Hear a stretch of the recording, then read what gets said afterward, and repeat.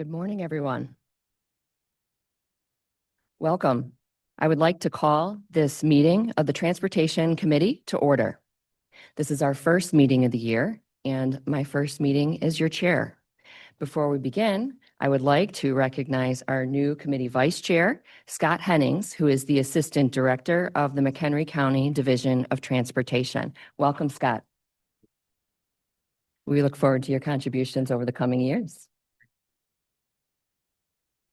And for those of you who are in person today, I'd like to remind you that this meeting is also being shared virtually through Zoom for those of us who could not join us in person today. As you also heard, it's being recorded. Committee members, for that reason, please remember to turn on your microphone before speaking so those online and in the room can hear you. And please state your name before speaking. It's helpful for those who are taking meeting notes. The Transportation Committee has received one request from Heidi Lichtenberger from Kendall County to participate remotely in this meeting. She has made this request in compliance with the requirements of the Open Meetings Act, and this requires a majority of the body of this majority vote of this body by voice vote. So in order to approve this request for Heidi Lichtenberger to participate remotely in this meeting, all those in favor, please do say aye. Those not in favor, nay. Okay, the vote carries. I would like to ask committee members at the table to introduce themselves. I will start. My name is Tara Orban, and I'm representing Cook County. Scott Hennings, representing McHenry County. Amy Lee, CMAP. Kara Bader, CTA. Megan Swanson, IDOT. John Paul Dupla, FHWA. Christina Kapkowski, Will County. Kevin Carrier, Lake County. Gretchen Clock, Kane County. Amy Reinell, Active Transportation Alliance. Audrey Wenning, Metropolitan Planning Council. Tom Vanderwood, Northwestern Indiana Regional Planning Commission. Chris Hebert, Southeastern Wisconsin Regional Planning Commission. Eric Llewellyn, Pace. Lynette Civarella, Metra. John Loper, DuPage County. Good morning, Leon Rockingham, Mayor of the City of North Chicago, Council of Mayors. Jack Cruikshank, Illinois EPA. Karen Robles, Illinois Tollway. Kyle Whitehead, RTA. Katie Hurtis, IDOT District 1. Chuck Abraham, IDOT OIPI. Michael Kent, Chicago Department of Transportation.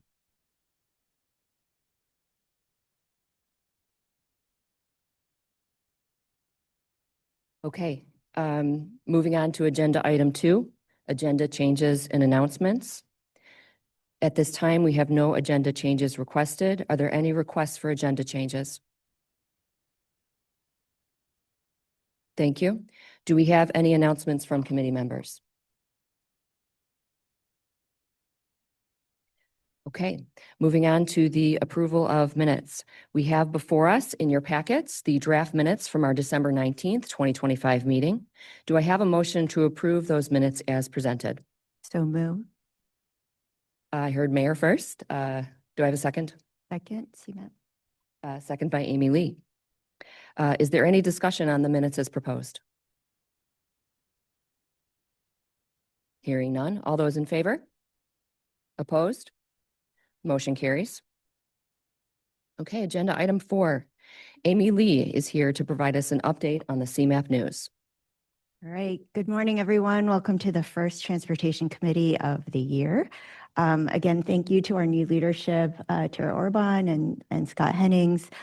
We appreciate and look forward to your leadership in guiding our work this year. I'm going to keep the updates as brief as possible, as I know we have a lot of interest for our public comment period here today. 2 reports that are now available, the State of the Region report, as well as CMAP's 2025 annual report. They are now available online. The State of the Region report looks at how Northeastern Illinois has changed over the past decade and what those trends mean for the future as we work on our next comprehensive regional plan, the Century Plan. And then the annual report highlights key accomplishments from the past year and progress with our regional partners. So again, if you're interested in exploring those reports some more, please go to our website.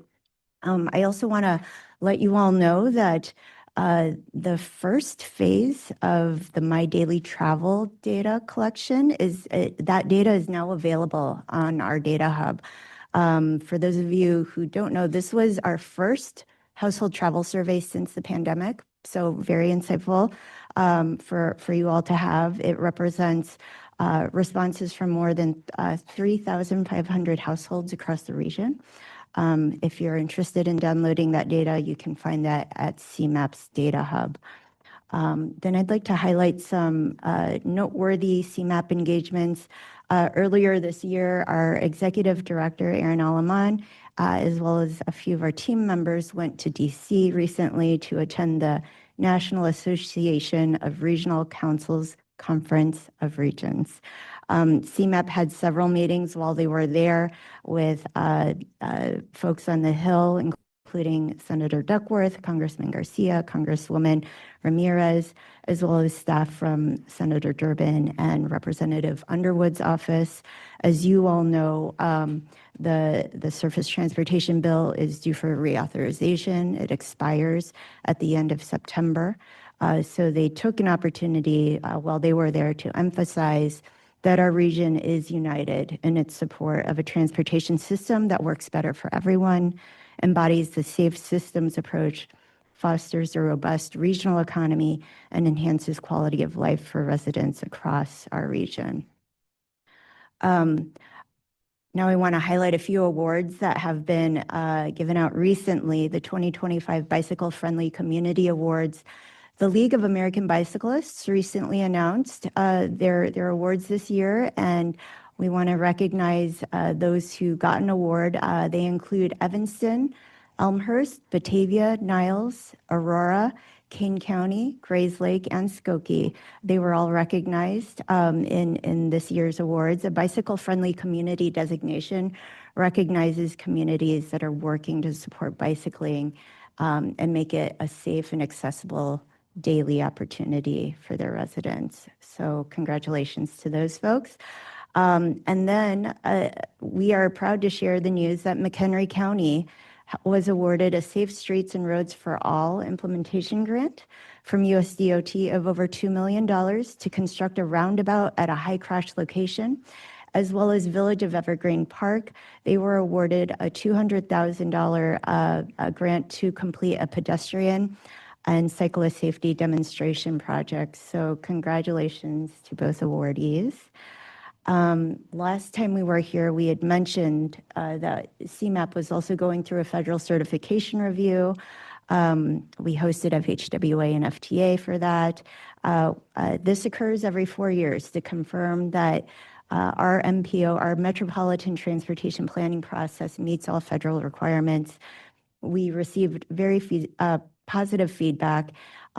We understand the final report is underway with recommendations expected in the coming months. So thank you to all the partners who took part in that process.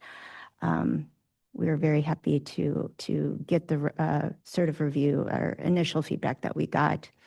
And then a reminder, and I'm sure Tara can say more about this, a reminder that our partners in Cook County, that the 2026 Invest in Cook Grant Program is now open.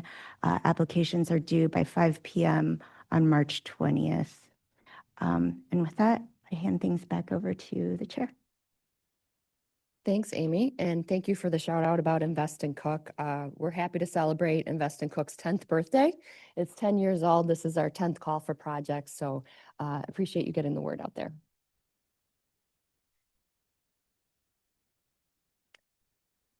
All right, moving on to agenda item 5.01. Russell is here to provide an overview of the FY 2023 to 2028 Transportation Improvement Program and amendments. Okay. Included in your packet today are the 164 formal tip changes shown on Plan Revision 26-04. and the 197 tip changes shown, shown on Administrative Plan Revisions 26-04.1 and 26-04.2. Formal amendments resulted in an increase of $936.5 million in total project costs for all prior, current, and future years. I'm just going to give a real quick little refresher so that everybody understands what some of the nomenclature is that we use for the tip. So when I say a formal tip plan revision 26-04, that means this is the fourth formal tip plan revision. We used to call those plan amendments, but we have the new E-tip system, so they're not called plan revisions. In FFY, federal fiscal year 2026. So this is the fourth time we've done tip changes basically in 2026. Not every tip change is a formal change. So we also do administrative plan revisions, one for road projects and one for transit. When I say administrative plan revision 26-04.1, these are the changes that don't require committee approval for road projects, and 26-04.2 are the changes that don't require committee approval for transit projects. It can be just like they're updating a letting schedule, something like that. In terms of understanding the tip ID, the first two digits typically are associated with geography, as associated with, mainly it's based on the Council of Mayors geography. For instance, anything that starts with an 01 is in Chicago. Anything that's an 02 is in the North Shore Council of Governments, and so on. The middle two digits reference when a project is entered into the E-tip system, which can occur either through a call for projects module or when a project is entered into the tip. For instance, anything with a 24 in the middle two digits would have been entered into the tip in FFY 2024. And then the last four digits are just sequential. So the first project in 2024, 01, the second one, 02, and so forth. So that gives you an idea when I say tip amendment this or tip number that, just a little bit what those mean. For the tip amendment today, the tip revision, I should say, I'm still getting used to saying it that way. IDOT has added, and I'm going to highlight just a few projects here, as I often do. IDOT is adding $88 million to the I-190 project. This is a regionally significant project that is getting closer to construction, so they're adding funds in 29 and 30, and the costs are being updated to reflect the latest engineering estimates. As a side note, the tip ID for this project is 01, because it's in Chicago, 98. Yes, it's been in the tip since 1998, even longer than I've been here, and I've been here a while. But once you get into the tip, that's the number you get. You don't get to change it. You don't get to update it every year. So 98 is the year that project started. By the time it gets implemented, it will probably be pretty close to a 30-year project in the tip. Transit agencies submitted 75 changes to the formal plan revision as they began the process of realigning their project funding to match what was passed at the December RTA board meeting. And then a smaller project, we don't always highlight those, projects that have been awarded bridge funding through the Illinois Special Bridge Program started to be added to the tip, such as the Bloomingdale Road over the Canadian National Railroad in DuPage County. Administrative amendments reduced total costs by $51 million in the tip in all prior, current, and future years. The net change for total costs in the tip from all amendments resulted in $885.5 million being added to the tip in prior, current, and future years. Cost changes comprised most of the formal changes, while administrative amendments were primarily AC and ACC changes and cost changes below the formal thresholds. Accounting for the amendments presented to you today, the tip remains physically constrained. Tip amendments were posted on February 20th for committee and public review. Approval of formal tip plan revision 26-04 is requested. And after the motion has been made, if there are any questions, I can answer them at that time. At this time, I'll entertain a motion to approve tip amendment 26-04. Motion, Lake County. Kevin, thank you. Do I have a second? Jack, appreciate it. Any questions or comments from members of the committee? Audrey. Yes, hi. I wanted to just point out that as advocates, we have been trying to understand better which projects are new and which are being entered into the tip for the first time when you make your reports. The table shows that 30 projects are new.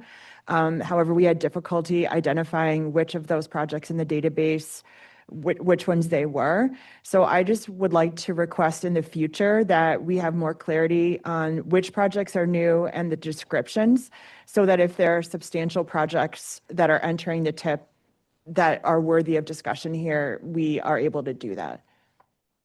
Duly noted. I can't promise anything because the ETIP database is its software as a service, and there's only so much that's in our control to modify how things are presented. But you know the 30 new projects and what their TIP numbers are. So you could write a report. You could generate a list of which are the new projects. I Yes. will discuss that at CMAP, and we'll see what we can do. I'm not going to promise anything. It's not within my purview to do that, but I will discuss that with Amy and others on how best we can address that. Thank you. A follow-up question on that for you, Russell. Now, a project gets entered into the TIP once it has been receiving or allocated to receive federal funding from a local council of mayors or through a competitive grant program, correct? Yeah, it can get entered into the ETIP itself has two modules. One that we use for call for projects. So when you enter a project in for a call for project, it gets assigned a TIP ID. Or you can enter a project into the TIP that's not going through the call for projects, which is most of our what we have for IDOT projects and transit projects and all that. They're not going through the STP call for projects. At that time, they would be given a TIP ID if they meet the criteria to be accepted to be into the TIP. You know, they have to have funding, they have to have their scope, all the requirements that are federal, that they have to meet those to be eligible for us to approve it and bring it forward to the committee for approval to be entered into the TIP. If the funding is all in out years, it's illustrative, what we would call MYB. It doesn't go through the committee approval until they start moving funds into the active TIP years. But the TIP ID itself has been generated. Okay, but for the purposes of the memo, new projects that are identified are those that are funded and would be moving forward? That is correct. Okay, I appreciate that clarification. I also wanted to thank you for the explanation. I know that this is the jargon in terms of the amendments and so forth. It's you're very fluent in it, but understanding the nomenclature and the categorization of amendments is very much appreciated.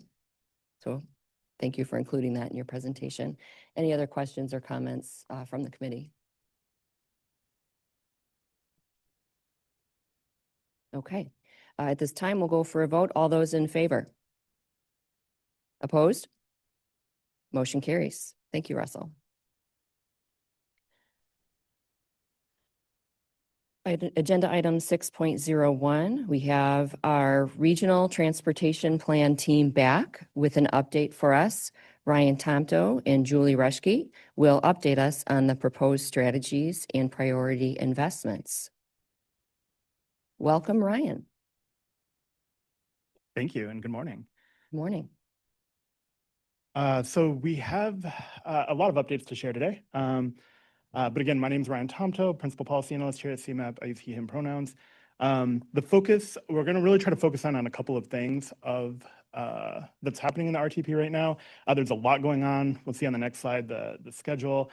But we really want to focus in on where we're at right now with strategies that we are proposing to be included in the 2026 RTP, as well as the priority investments to be included in the plan. I want to make sure I note that right now, the purpose of the update today, we're not asking for a vote. We're not asking for you to officially approve any of the strategies or investments included right now.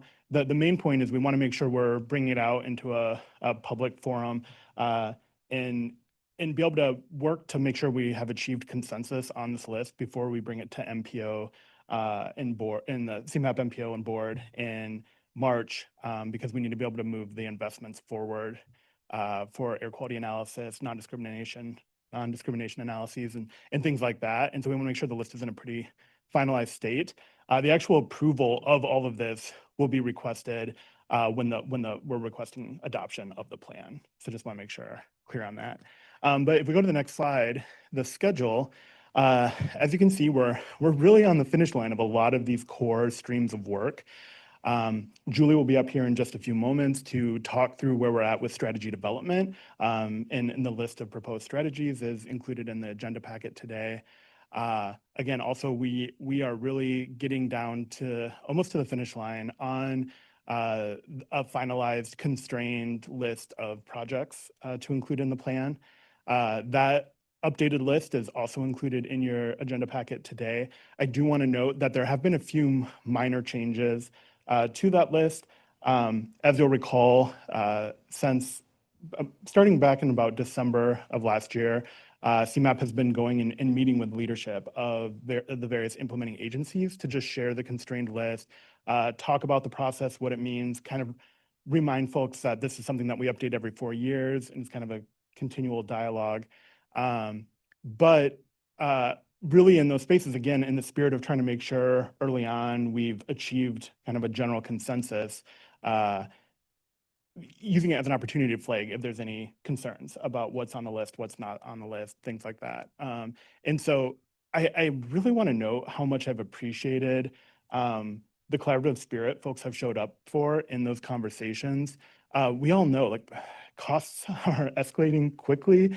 The cost to build something has drastically risen recently, and it's really put pressure on us in terms of financial constraint in this plan. And it's been a real challenge. And I've really appreciated showing up into these conversations and really having people being very solutions oriented. How can we take a large project and trim it down to the most impactful segment? How can we, have trade-offs? We'll take this off the list if we can add this on the list, and things like that. And so we've still, even with, again, they're very minor changes, but the changes that have been included still within our fiscal constraint.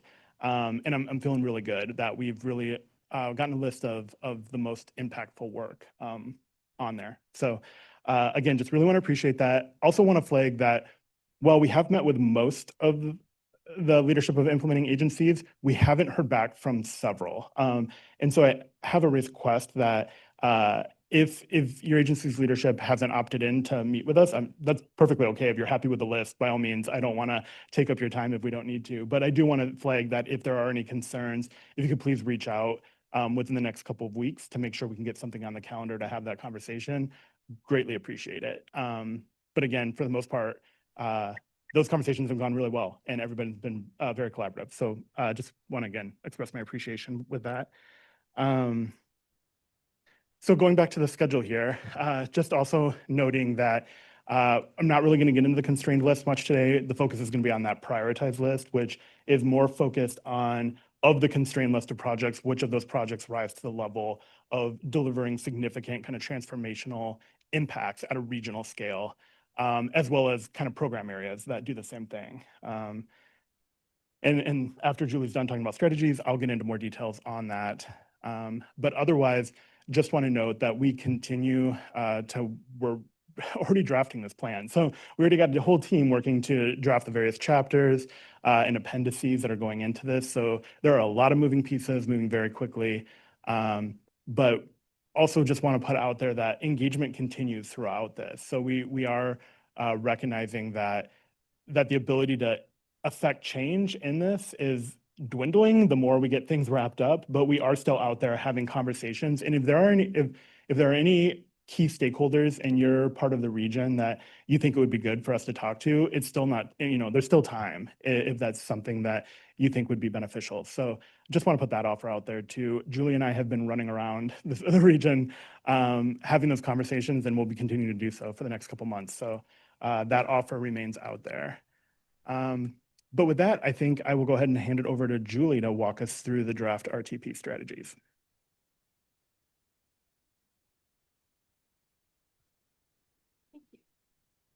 Thank you, Ryan. Good morning, everybody. Thank you. My name is Julie Reschke, and I'm a senior policy analyst here at CMAP. I use she, her pronouns. Please let me know if you can't hear me okay. So in your agenda packet today is a draft list of strategies proposed for inclusion in the RTP. The strategies and their respective descriptions are intended to be flexible enough to allow future implementation efforts to take shape as needed, while still providing clarity about the types of transportation actions and outcomes the RTP process has determined are needed. Today, I'll provide an overview of this list and the nature of strategies that are included. Next slide, please.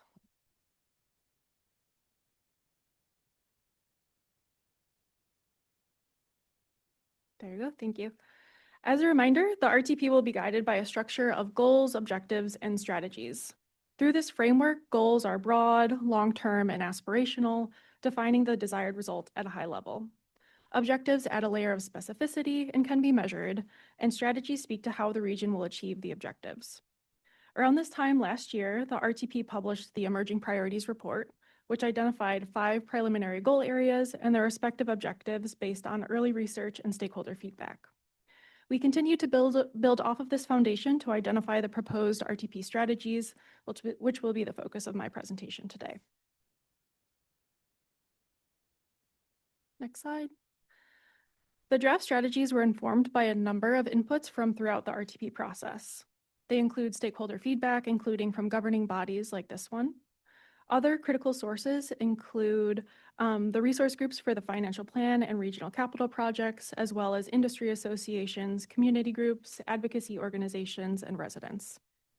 Research and analysis has also provided valuable insights into topics like asset management, emerging technologies, potential revenue sources, and more. And lastly, collaboration with ongoing projects like the Comprehensive Climate Action Plan and the Congestion Management Strategy has helped carry over strategies from other regional consensus-driven planning efforts.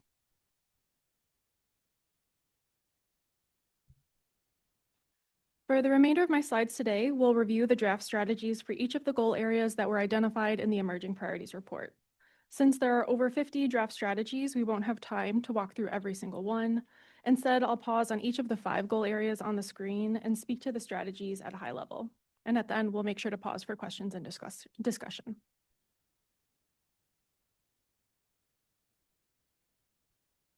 Next slide. Okay, so for this first goal area that's focused on improving regional mobility, the draft strategies are very multifaceted, spanning topics like congestion, multimodal travel, and universal accessibility. Travel reliability is especially emphasized with strategies focusing on complementary actions like proactive asset management, comprehensive corridor planning, and measures to manage travel demand and improve operations.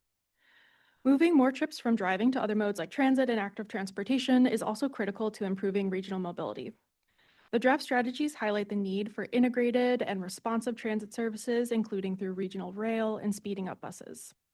In addition to providing last-mile connections to these transit services, connected networks of bike and pedestrian infrastructure also play a critical role in regional mobility.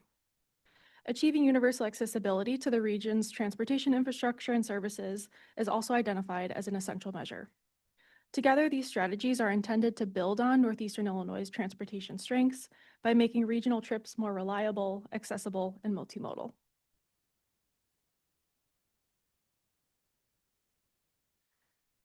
This next goal area is dedicated to improving traffic safety outcomes. Strategies focus on reducing people's exposure to risks that could result in serious or fatal crashes.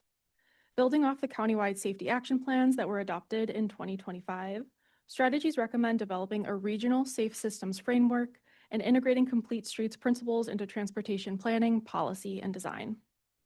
And recognizing the major role that speeding has on traffic safety, there are also strategies dedicated to better managing speeds on our roadways, including by setting speed limits that are appropriate to the local context and integrating transportation tools and road design that helps calm traffic flow. Critically, strategies prioritize safety investments in areas where we see disproportionate risk and harm, including through measures like protected bike and pedestrian infrastructure, systemic improvements at intersections and railroad crossings, and data-informed decision-making. These strategies have the potential to make Northeastern Illinois' transportation system more safe and comfortable for a wide variety of road users, literally saving lives in the process. The region's transportation system also plays a critical role in our environmental and climate resilience goals. Recognizing this relationship, strategies focus on reducing emissions through measures like electrifying both cars and trucks, shifting more trips from driving to lower emission options like transit, walking, and biking, and targeting investments to improve air quality in areas with the highest exposure to transportation-related pollution. Additionally, strategies emphasize opportunities to make the transportation system more resilient to extreme weather like high temperatures and intense storms that result in recurring flooding. And lastly, strategies recognize the transportation system's role in protecting our environment by limiting expansion into natural areas and reducing runoff that degrades our water quality. With the transportation sector being one of the top contributors to regional greenhouse gas emissions, these strategies can help make northeastern Illinois more resilient to climate change. Transportation is also the backbone of our regional economy, which relies on the efficient movement of both people and goods. Strategies recognize the regional transportation system's role in facilitating the movement of people not only within the region, but from across the world. Strong multimodal connections to modes like aviation and intercity bus and rail can support greater economic prosperity and further elevate northeastern Illinois as an international travel hub. Additionally, efforts like transit-oriented development and affordable multimodal travel options foster vibrant local economies that connect residents with jobs, education, and a wide variety of essential services. Local economies throughout the region also benefit from the efficient movement of goods, which relies heavily on our regional freight network. And to promote the efficiency and reliability of freight in the region, strategies focus on mitigating congestion, improving last mile delivery, fostering safe travel for drivers, and more. Together, this diverse mix of strategies has the potential to augment economic prosperity for both people and the region's broader economy. Okay, and this final goal area identifies opportunities to improve regional coordination around critical transportation assets, operations, and revenues. Making progress on modernizing infrastructure and achieving a state of good repair is especially crucial for maintaining the region's transportation strengths. As a legacy system that has benefited from generations of investment, strategies focus on enhancing regional coordination to address aging infrastructure. Specific approaches include streamlined project delivery, performance-based planning, and data-driven investment decisions. To address these significant needs, strategies also identify revenue opportunities such as a road usage charge, tolling, and other durable revenues that grow with the economy and align with recent changes in travel behavior. Fiscal excellence also hinges on the region's ability to monitor and prepare for emerging technologies. And sometimes technologies that have been on the horizon can quickly rise to the forefront. As an example, recent news about Waymo's presence in Chicago has raised questions about automated vehicles in the region. As northeastern Illinois navigates these new spaces, strategies emphasize the need for efficient operations, fiscal sustainability, and outcomes that provide a high quality of life for residents. So looking ahead, the RTP is working towards a draft plan becoming available for public comment in June of this year. Your feedback on these strategies is especially critical to ensure that the 2026 RTP represents the diverse regional perspectives about transportation opportunities and challenges. With that, I'm happy to open it up for any questions or comments. Thank you, Julie. Thank you, Ryan. Can you clarify that last statement that you said, Julie? So in the agenda packet, it's draft RTP objectives and strategies. You said it'll be finalized when? So kind of connecting back to the timeline that Ryan mentioned, we will have a draft RTP become available for public comment in June. So having your feedback on the strategies will help us shape up that draft in a great state, but it won't be final until that adoption in October. Thank you. So the whole regional transportation plan, which would be encompassing the comprehensive, it would be a part of the comprehensive plan for the region that will come before the MPO in June. To be released for public comment and then final adoption in October. Yes. Thank you. Mm-hmm. So let me clarify, because I heard two different things. So what will go in October is the total regional transportation plan, RTP, not the comprehensive plan for the region. That'll be later. That'll be later. The Century Plan will come later. We're doing it in parts. Yes, correct. Okay, thank you. Okay. Any questions or comments for Julie or Ryan?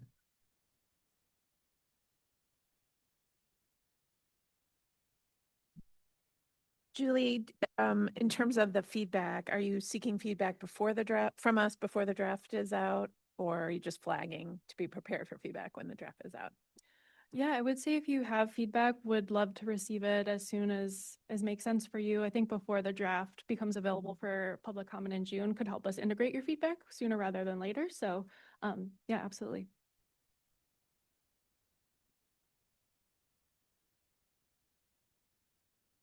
Amy. Do you also want feedback on the list that Ryan was referencing?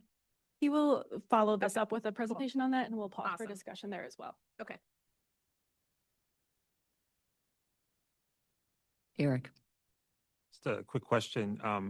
For one of the goals, which is to prioritize multimodal access to regional destinations, does CMAP intend to specifically identify what those key centers are in the region? Is that something that might be identified in the future?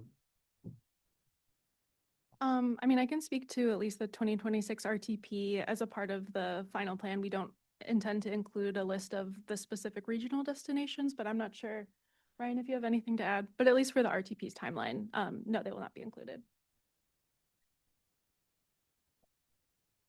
I would just add, though, that in the Century Plan space, that is something that they are looking at.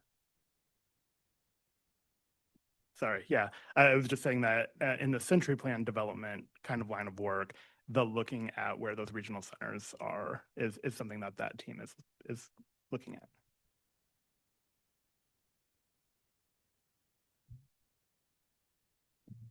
Okay, thank you. Okay, so we wanted to kind of separate out the strategy conversation before we moved on to the priority investment one, but I will pick it up at that part. So looking at the priority investments, so just wanted to provide a couple of reminders, things we've kind of talked about before, but that I think are important to say again. On the next slide, I think a key aspect of the development of the 2026 RTP has been responding to a lot of the feedback we got in our 2022 certification review, which was looking at the process to develop onto 2050, the 2022 update. And so what we a big part of this process has been looking at the recommendations in there and trying to improve our policies and our processes and how we develop the plan to incorporate that feedback. And so a part of that had to do with the definition change that we saw to RCPs, where we expanded it to make sure we were including all the projects that we needed to include for air quality conformity, those requirements that are connected back to those Clean Air Act requirements. But at the same time, one of the things that our federal partners had communicated to us was the need for the region to reach consensus on what are the top priorities. They wanted a narrower list, not a bigger one. And our RCP changes to incorporate those Clean Air Act requirements expanded the list even more. And so one of the things we've done through this process is to add this prioritization framework to the constrained list, where we actually put in a prioritization of that, pulling up the projects that have those more regional scale benefits. And I think this is, again, important to note that the constrained list of projects, that constrained list of RCPs, all of those projects are important and provide value at a localized level. The priority list is really trying to focus in on those investment types, whether they're a specific RCP or kind of more of a programmatic collection of improvement types that really provide a high level regional kind of transformational benefits. And this was being responsive to our federal partners, but it was also feedback we've heard from others. We had heard from a lot of our civic and business sector stakeholders who have been looking for a more focused list to rally behind in terms of using it to generate support for advancing those projects, but also to generate support for raising revenues to help them advance more quickly. We also heard from folks in this room, from transit partners and others, about the need that both with Go to 2040 and Onto 2050, the major capital projects or the regionally significant projects that were identified through those processes just kind of represented the big, large projects and missed the idea that there are smaller scale projects that deliver significant regional benefits when viewed as a collection of projects.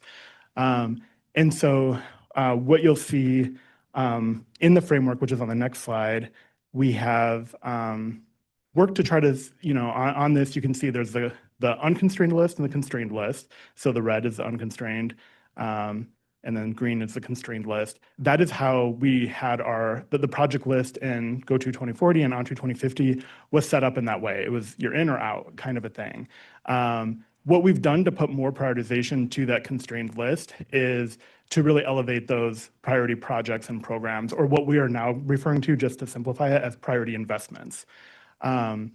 You'll also see that there's like long-term and near-term within that too. That's not really as much of a prioritization as it is a mechanism we use in our financial plan to better understand when we anticipate projects to advance and to factor in inflation and things like that appropriately. But that's really the innovation we've made this cycle. And so also just want to note on the next slide, we have it's really been an evolution, but this idea of priority programs, and that's that collection of projects that aren't a specific project, but more of like a improvement type that we've included. We first saw this show up in our work to develop the priority project, or the Northeastern Illinois Priority Investments booklet, and the coordination we've done around IIJA as a region. And that's where we first introduced the idea of priority programs. It's important to note, this is something that is common practice. You'll see programmatic priorities show up in like federal regulations. Many of our peer MPOs have included the idea of priority programs for a long time. It's relatively new to this region, but I think it's helping to address that feedback that we heard about those smaller scale projects that might not be feasible to incorporate at project by project in the RCP process, but something we do want to highlight as a priority for the region. And so on the next slide, I want to make sure before we get into the actual list, want to just make sure I emphasize what this list is not. Talked a lot about what it is, but what it is not is it's not a commitment or guarantee of funding or of CMAP resources. So just because the project is on the list doesn't mean it's guaranteed to have funding in some way. It's more of a communications tool in that way of like, this is where we've seen consensus around projects that both through a data-driven analysis, as well as through stakeholder and just public outreach, we have landed on as priorities for the region. It's also important to note it's not a replacement for implementer decision-making or local prioritization. This is, again, a communication tool that's showing when we look at these projects at a regional scale, these are the ones that are delivering the most significant benefits. And I think an important part to think about how we do that is this is at a very high level analysis. This is not something where we're looking, it's not like an alternatives analysis kind of alternatives analysis type of analysis, but it is looking at its most basic level. We look to the region, here's what the region's like today. We forecast out what do we think the region's going to look like in the future for the purposes of this plan. The horizon year is 2050. And then we look at each of the projects with the information that they have available in that moment. Some of them have more information, some have less. We're looking at till 2050, so that's to be expected. But then we're comparing to look to see what's the difference between if we did nothing and if this project is implemented between now and 2050, what is the net result? And to be honest, most projects don't even show up on a blip at a regional scale, just because we have such a vast, large transportation system, one of the most multimodal integrated systems in the country. And for a project to even register, we're looking at there's a lot of decimal points when you're looking at the data. But there are a few projects that really, start to move the needle. And that's really what this list represents, are those projects that show up as providing significant benefits across one or more categories and how they're evaluated. And again, those categories are all aligned with the goals of the RTP. And just the last point on here as well, an important point of this is that this list does not represent any type of restriction for any of the other projects that are on the constrained list of RCPs. Any of those can advance. This isn't saying these other ones have to advance before them. There are good reasons why projects that provide very localized benefits would need to advance quickly. And so this isn't in any way meant to say that those other ones need to wait before these priority ones. It is really again, really at its core essence, a tool to communicate the projects that deliver the most benefits and to help provide a way for us to have conversations around how do we advance these so we can get those regional scale benefits more quickly. So with that, I will go on to the next slide, which has the proposed list of priority investments. I don't want to get too much into the details of each of them. More detail is provided in the agenda packet. There's a little blurb for each of these. But you will note throughout, we intentionally did not be like, here are the RCPs, here are the priority programs. We intersperse them and are just thinking of them as priority investments collectively. But you will see things like as you go down, and for example, if you get to faster, more reliable buses, this is the thing where we're looking for when we're actually drafting the RTP. We anticipate we're going to have a priority investments chapter in the plan, and that in that we will dedicate some space for each of these projects and program areas to kind of explain why they're a priority for the region and give more detail about what that means. So again, for like faster, more reliable buses, we anticipate highlighting pace pulse routes as well as CTA's effort to speed up buses in their bus priority corridors, and actually calling out the lines and explaining what benefits they'll provide. And so we anticipate doing that for each of these, and want to note that we are hoping to have this RTP be a highly visualized document. And so we will be reaching out to our implementing partners to get photos or graphics that we might be able to include, and also have discussions about how do we frame these, within each of those sections. So I want to note that.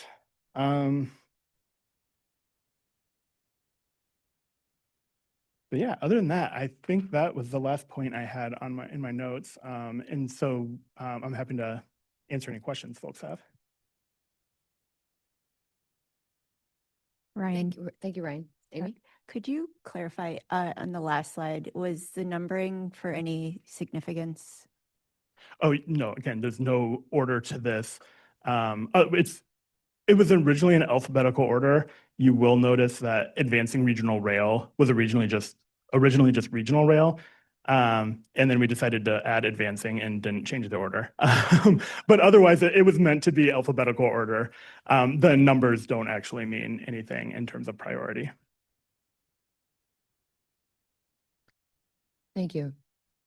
Audrey? Yeah, thanks very much for that explanation. I had a question about one project on this list, North DeSable Lakeshore Drive. I know there's been a lot of conversations over the past decade about that project. I know it already was in the tip to place hold funding. I know there hasn't been full agreement, it seems like, by stakeholders in terms of the design or having dedicated bus lanes, which was desired and wasn't in the last set of, I think, the close to the locally preferred alternative. So I wanted to just understand, with that project on this list, does that mean that their designs are associated with it? That how much information travels with a project in terms of committing to that project and what the design is going to look like? Yeah, that's a great question. Thank you for that. Yeah, in terms of this, we are not, this again is not like an alternatives analysis level of analysis that we do when we're evaluating these projects. What this really means is that when you look at what's on here, either the existing condition is just in the existing conditions, and then the forecasted conditions are deficient significantly, and that a project on that, in a general sense, we don't get into specifics about, it's not at such a level of detail that different alternatives of how that project shakes out drastically shift it. It is literally, in this case, Lakeshore Drive is in such desperate need of attention that just redoing the thing would it moves the needle on like at a regional scale in terms of performance of the metrics we track through the plan. if I could just ask a follow-up, is there anyone from CDOT or IDOT that could just give us an update on what's the latest on, a final design that may move forward to construction? Okay, I want to say, Katie, you're here. Are you able to address this? Okay, yeah, and I think just before we move forward, I think that just to clarify, even what you had in your response, Ryan, is that this list that is on the screen is an elevation, I believe, it's an elevation of need in terms of what's going on in the region. So we're shining a light on where transportation and dollars and investment is needed. I don't think it is in any way determination of where the projects on this list are in various stages of project development and refinement. Sometimes we're just in the idea phase or the spitball phase. Sometimes we're already at contract plan preparation. So I do see this list as an elevation of need, and it allows for the infusion of federal aid funds for the project, which I think we can all agree on would be a need for any of those and so many others. So that I just wanted to provide that general clarification. And thankfully, Steve Schilke from IDOT is here and to provide a response to your question, Audrey. So we will give you the floor for a moment here, Steve, to address that question. Yeah, so hi, Steve Schilke with the Illinois Department of Transportation. Just echoing everything you just said, Tara, is that ultimately this is kind of a list of need, right? We're just initiating I-90/94, for example. That's another 70-year-old structure that needs to be replaced sometime in the horizon. You look at DuSable, that's another almost 8-year-old facility. And so this is not the selected alternative. We're still studying that. We don't even have a preferred yet for DuSable. We're still looking at that based on the public comments in, I think that was fall of 2024.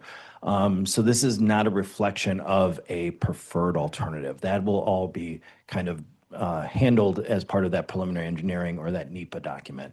And right now we're not close to even finalizing DuSable, right? We're still kind of evaluating, looking at that based on all those comments. We've been taking that back and really looking at it. So right now, a lot of these don't even have a preferred alternative yet. So. Thank you, Steve. And just, in Amy's comments in the beginning, she mentioned the surface transportation reauth.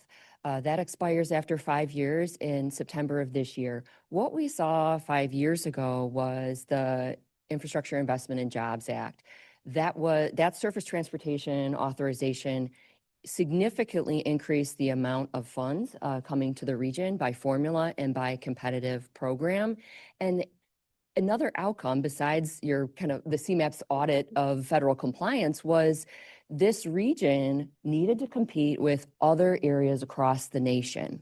And this process that is part of the RTP that CMAP is going through is trying to identify and elevate. So this is also a tool for advocacy so that when dollars are coming from DC, it positions the state to say, not only is this IDOT's priority, but this is the region's priority. So we see this as a tool to help generate interest and promote advocacy for the advancement of these projects. Does anyone else have any questions or comments at this time? Amy. Question corner. Thanks, Ryan. Is I-55, is that that's not a lane expansion, is it? Or do you remember? I-55 includes, doing it off the top of my head, so correct me if I'm wrong here. Oh yeah, there's. Do you want to provide the, sure. Steve Schilke again with IDOT. So the I-55 improvement include a couple interchanges that were identified as part of rebuild. That's at the I-55 at 126. It's a partial interchange. And then down near Lorenzo and 129, which we had to actually remove the bridge due to condition. And then it also includes, we just initiated a phase one I-55 from I-80 down to 113. We have a bridge there. You know, we just today is the letting for I-80 over Des Plaines River, 1956 bridge. We have I-55 over the Des Plaines River from 1956 as well. So that's kind of next on our list that has to be done. And then to the south there, you have I-55 over Kankakee Bridge, which interestingly enough, northbound is from 1935. So eventually, yeah, we have to get to those. Primarily, this is a lot of structural need and condition needs, which kind of echoes a lot of the priorities in the plan. And what IDOT's pushing forward is because of mainly condition need, not necessarily capacity. Although if you look at that area, certainly there's a lot of truck and distribution centers that are popping up along that corridor, which also leads to safety concerns in which we have no shoulder down a majority of that stretch. So that's part of all of that. We're just initiating that phase one study. So again, that I-55 improvement, half of it, we haven't even identified the preferred alternative yet. Thanks, Steve. Ryan, this one might be for you. The bucket of transportation decarb, like what's the approach there? Yeah, this one came directly out of the Comprehensive Climate Action Plan work. And we also have the Energy to Communities project underway that is basically looking to understand what kind of decarbonization efforts are most likely to help us meet our target. For this particular one, we anticipate that section will focus primarily on transit agencies' efforts to decarbonize their fleets, as well as IDOT's effort to expand the charging network across the region. But this is a perfect opportunity if there are ideas for what you all would like to see show up in these spaces. I would like to build on Steve's comment about I-55. One of the things we have heard, this came up in the resource group meeting, but also we've heard from stakeholder partners in conversations is for that I-55 corridor, there's also a lot of connecting routes that feed into it that are experiencing the same challenges. And so there's a hope that we can treat that kind of as like a corridor priority, that there are the specific elements that Steve mentioned, but there are also the impacts to the connecting corridors as well. And so we think that that section will have that narrative included, that you can't just fix an expressway and think that the connecting network is just going to be able to handle it. And so, yeah, just want to make sure I added that to that part too. Thanks, Ryan. I also really appreciated, in the spirit of like building a brighter transportation future, a lot of that is represented here. I think there were maybe 6 bus priority corridors or bus rapid transit in the city, maybe 14 Pace Pulse corridors in here, the Metro investments. So you can start to see things come alive in a really new way than what we have today. So I appreciate that. I do think that DuSable Lakeshore Drive is the sore thumb. It is such an important corridor. And it has such an impact. When we talk about significant impacts, it could be for worse or for better. And I don't think there's agreement yet on the for better. And so I do hope that IDOT's open to working on sort of what can we really do here to unlock community quality of life, climate protection, and supporting of transit, given the high volume of the transit corridor. And I think the data's changed a lot since COVID and is sort of holding steady on a really new transportation environment along the corridor. So I know a lot of years have gone into it, a lot of feedback, and I still think we're not there yet. So if I could just add to if I could just add on that too, I do think like one of the important distinctions of what this list represents versus the conversations that are playing out at the city and at IDOT around alternatives is that the point of this is that there's a huge issue that needs to be solved for here. And our point of including it is that it's meant to help unlock the opportunity for action to happen. But also to your point, there is a scope that is submitted with this and is included for projects in the constrained list. And as part of the proposed amendment procedures that we put forward with the resource group earlier, and we'll be bringing back to this committee at a later meeting, is really emphasizing it's hoping to highlight that if and when a change happens, when they've settled on an alternative and something's ready to move forward, there's still an opportunity for a discussion in this space because an amendment will still have to be made to amend the actual scope of the project. So there is space to still continue the conversation as a project evolves. But this isn't meant to weigh in on a specific alternative. It's just meant to be more like, hey, there's a significant issue here. A solution has the potential to provide significant regional benefits. And so we want to make sure we have it on this list. There was something else I was going to say, but it escapes me now. Good discussion. Any other questions or comments from members of the committee? Okay, thank you. Ryan, does that conclude agenda item 6.01? It does. Okay, That does, wonderful. So this has been a very robust, thank you, Ryan. This has been a very robust discussion. We also have some other substantive items on our agenda today. So in order to keep our meeting on time and respect everyone's time, I'd like to propose that agenda item 6.02, the Comprehensive Climate Action Plan update, I would like to propose that we move this to another meeting so we can give it the space and time and consideration that it deserves. So at this time, I would like to entertain a motion to move agenda item 6.02 to a future Transportation Committee meeting. Will County. Okay, Will County, as we have a motion from Will County. Do we have a second before we discuss it? Second from Chuck, thank you. Any questions or comments on this? Okay. All those in favor? Opposed? Okay, motion carries. So CMAP, thank you for allowing us to move this so we can give it some more detailed consideration in the future. So now we'll move on to agenda item 6.03. That is the Blue Ribbon Commission on Transportation Infrastructure and Funding. And that is by Mike Vanderhoof. Is Mike in the room? Nope, not in the room, and you're lucky too. I was looking for you, Mike. Okay. So Mike Vanderhoof is the Bureau Chief of Planning from IDOT, and he is here to present the recommendations from the Blue Ribbon Commission final report. Welcome to the meeting today, Mike. We're happy to have you. Well, thank you. And if I sound any more nasally than normal, it's because I've got a cold. So you're all lucky that that I decided not to come up. But anyway, yeah, thank you very much. You sound great here. You sound great. Good. You are all clear. Oh, good. Technology. No, thank you. Thank you for this time. Yeah, there was a request for us to come and talk about the Blue Ribbon Commission report. And so I'm going to run through this at kind of a high level and kind of give you my take on some of it.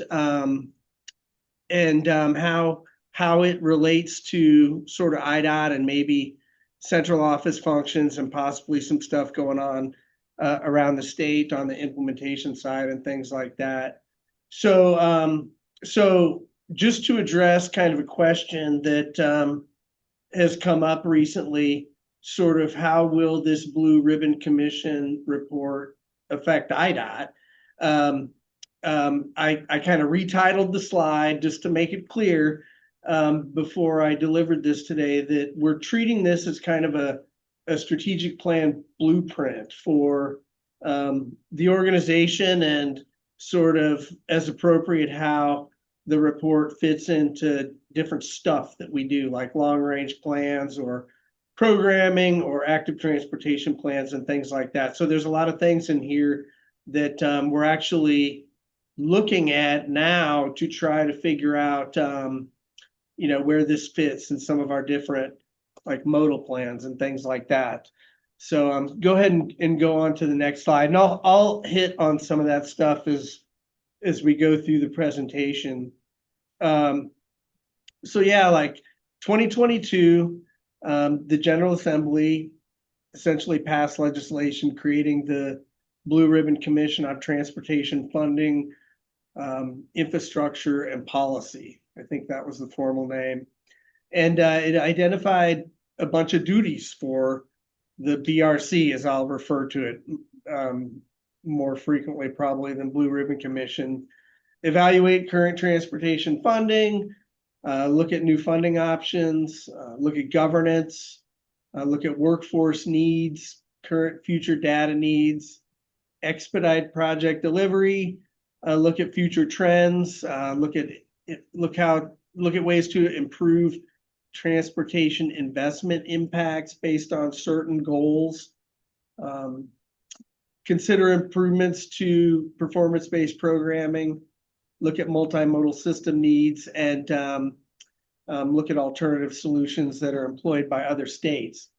And those of you that have been blessed insofar as you've been involved in long-range transportation planning, you might have noticed that a lot of these things are part of a long-range transportation planning process. And so it just so happened we were in the middle of kind of getting our long-range plan update started when this legislation was passed. And it works out really good because one of the tricky things about long-range transportation plans, particularly at a big company like IDOT, where we got like our central office and we've got all our districts, is sometimes it's kind of, you get the plan done and then the next thing is to, go do it. And so there's things within our control and there's things we need people's help with within the organization. And so having the Blue Ribbon Commission report come out sort of in the same time period as or just in front of, as it so happens, our LRTP and a bunch of our other modal plans, I think it's going to work pretty nice for us. So next slide. So who are the BRC? Well, the BRC, this was all pretty much laid out in legislation. A number of organizations were identified that provided a representative, and then there were quite a number of folks from the state House and Senate, sort of evenly split. So there's several elected officials and then a number of members of industry that were appointed by the governor's office to the Blue Ribbon Commission. And generally speaking, they pretty much, it stayed pretty stable. There were a couple of changes due to maybe an election or something like that. Generally, this was the group that was engaged for the entire duration. Go ahead and go on to next slide, please. So it kind of started in 2022. That's when we got enough folks appointed to get underway with meetings. And for the time period that's between that first BRC meeting and the RF, and really until the end of the Blue Bar, IDOT's long range transportation plan team was providing some support, providing sort of background information in some of the duty categories like funding and multimodal needs and governance and data and things like that. And then ultimately the Blue Ribbon Commission, IDOT procured a consultant that then pretty much directly provided support to the Blue Ribbon Commission, and the LRTP team kind of pulled back a little bit and started becoming a little bit more of observers rather than providing technical support. So they really started, conversations in 23, and then they really kind of got heavy duty into outreach and analysis at the beginning of 2025. And so next slide. And so here's kind of a look at some of the outreach that was done. There was a lot of internal IDOT outreach. You know, a lot of these things directly affected IDOT. So there was a good bit of talking to subject matter experts internally, as well as a lot of external stakeholders, 40 plus, industry very well represented, as well as local agencies, municipalities, counties, MPOs, et cetera. So there were dozens and dozens of these stakeholder meetings that were held to kind of talk to folks while data was being analyzed and put together. So again, it's kind of there's some similarities here with sort of a forward-looking long-range planning process where, you know, there's data collection, getting input from external sources in order to really gain some situational awareness and start putting findings together. So next slide. And if anybody wants to look at the report, you know, it's not too bad. I don't know if I've got the exact report to the General Assembly, but I think I do. I don't know, maybe 1.25 inches thick. But it's not too bad, and it's pretty concise, going through the different sections. They do provide a good overview, and just kind of glancing through it after it was finalized, it's pretty accurate, even through today. I noticed a couple things as I was looking through it, but it was nitpicky stuff like they called our LRTP something slightly different than what we're calling it. But generally speaking, there's good data in here, and it logically flows into the recommendations, which I'm gonna run through. So next slide. So basically, sort of tearing off of the duties of the Blue Ribbon Commission, they set up a number of objectives: accelerate project delivery, expand workforce capacity, which incidentally is why I'm not there today, because I'm working on objective number 2. I'm down here conducting interviews. I do also have a cold, so you're lucky there. But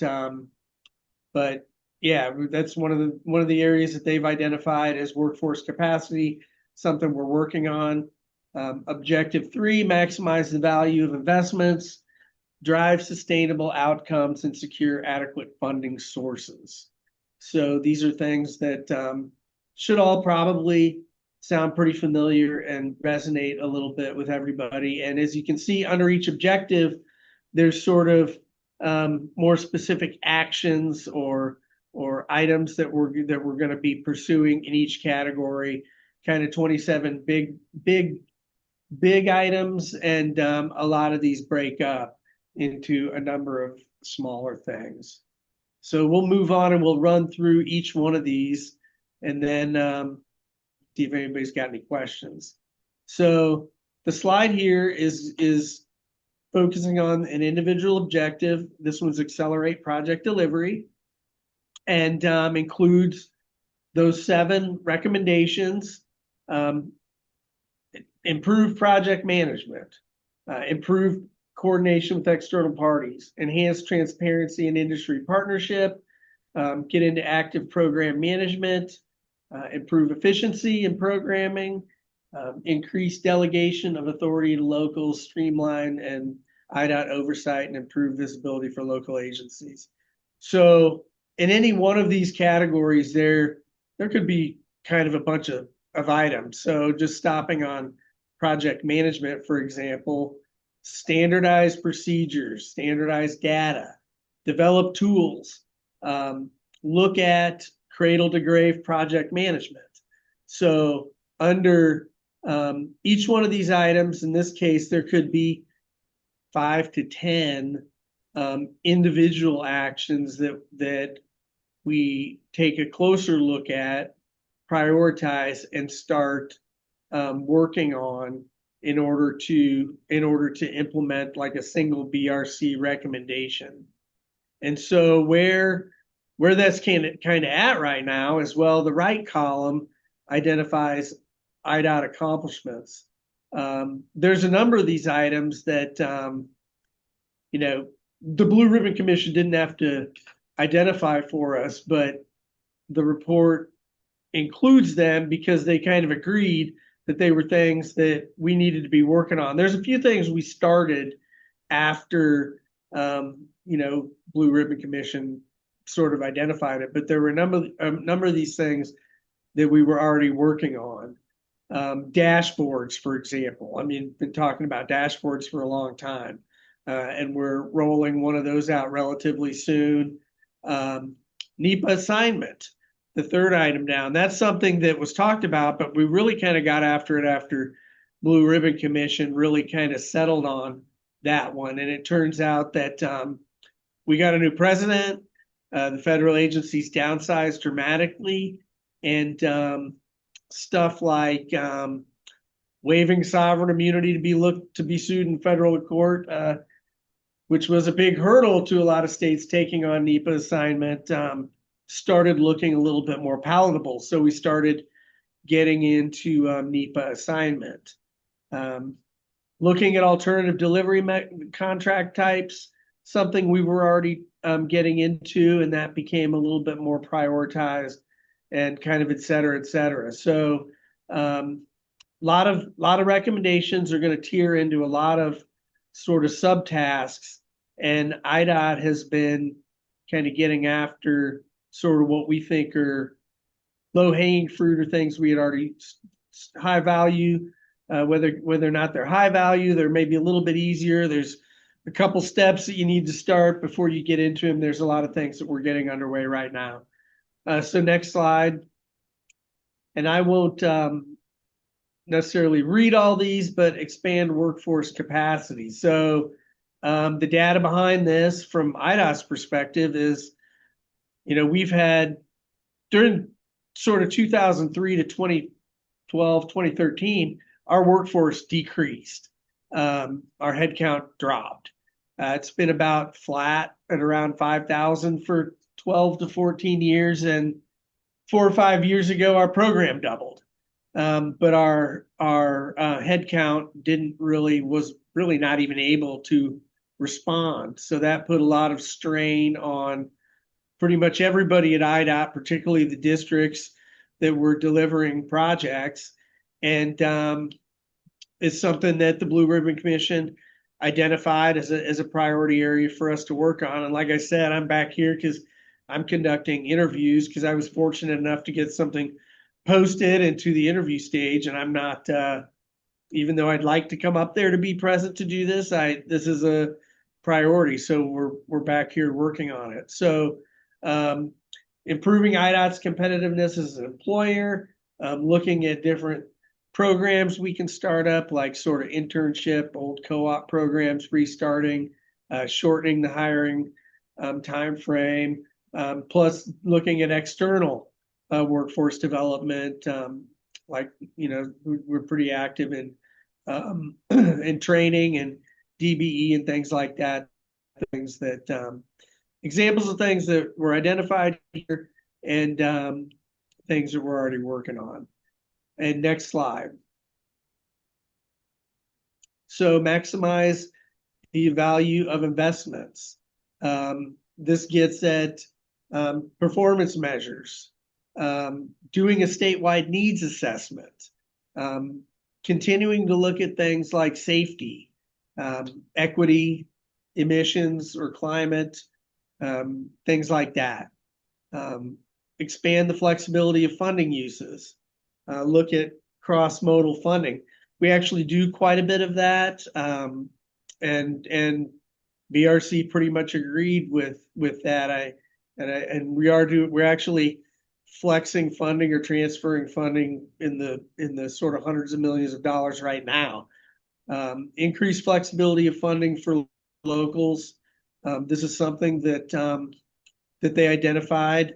And we do quite a bit of this already. Our local funding distribution protocols for federal funds pretty much looks at all the core programs, essentially takes a cut of all the core programs and distributes it to local agencies as a surface transportation block grant flex funding, which is kind of the most flexible funding that we've got.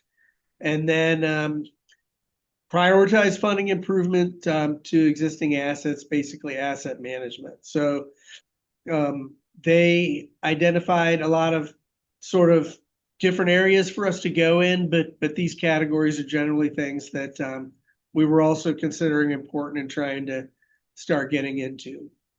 So the next slide, drive sustainable outcomes, implement foundational components for sustainable programs, establish a formal sustainability program by creating a dedicated team. This is a really good one because right now we've got a leadership level person charged with sustainability, and the sort of staff that are helping with these programs are distributed across the organization, in my bureau and other bureaus. And so this is something that could be pretty helpful, bringing it all together. And there's a lot that can be done here at IDOT. I mean, I think that from an external standpoint, people kind of think of greenhouse gases and climate and stuff like that. When I think of this from my organizational standpoint, I think of recycle bins. I think of fuel efficient vehicles. I think of, processes internally down to like printer counter and stuff like that. So I think there's a lot that can be done here within IDOT, and getting a good cross-disciplinary team can maybe get a little bit at that better than how we're set up to do it right now. And kind of going down the list, it talks about GHG. We've got a vacancy right now that's interviewing. No, this one's coming open soon. If there's anybody interested in helping us with emissions analysis, we just lost our emissions support staff, and we're in the process of re-advertising that position because we have developed sort of state goals for GHG emissions. And then it goes down and talks about climate adaptation. We're working on a resilience improvement plan and expanding community resilience support, which we also think is a good idea. So there's a few things that we're working on there, but I'd say this category is one that is going to identify, that's going to result in recommendations that are going to push the ball forward when we are able to get a little bit more into them. And let's move on to the last slide. I have not been following my time because my stopwatch did not start. So I'll go ahead and buzz through this and wrap it up. So this one's secure adequate funding sources. I know that transit agencies in the state have been pretty focused on this lately, and it's a universal thing for pretty much everybody and every organization, but unless you sell like really, really fast computer chips. But yeah, new revenue sources. People have been pretty well aware that the way revenue comes into transportation via motor fuel taxes and things like that is a little bit at risk. And so there's been look at road usage charging. There's been talk of tolling for many, many years, other fees. They recommend we start looking at a new capital bill and making sure we have a budget to do everything that they have identified, which we're actually working on that a little bit too. So pretty good broad set, 27 of these high level recommendations. And then under each one, there's going to be a number of individual tasks. The way I understand it right now is our leadership has got a giant spreadsheet with, I've heard 135 items, and assignments are being sort of made right now. And where there's not already things underway, it's going to be coming down to, leadership champion, then different business groups that'll be needing to work on this either individually or as part of teams internally. The report includes sort of an implementation table that has things broken into short, medium, and long term. So I'm guessing that that's going to be how we're going to approach these items.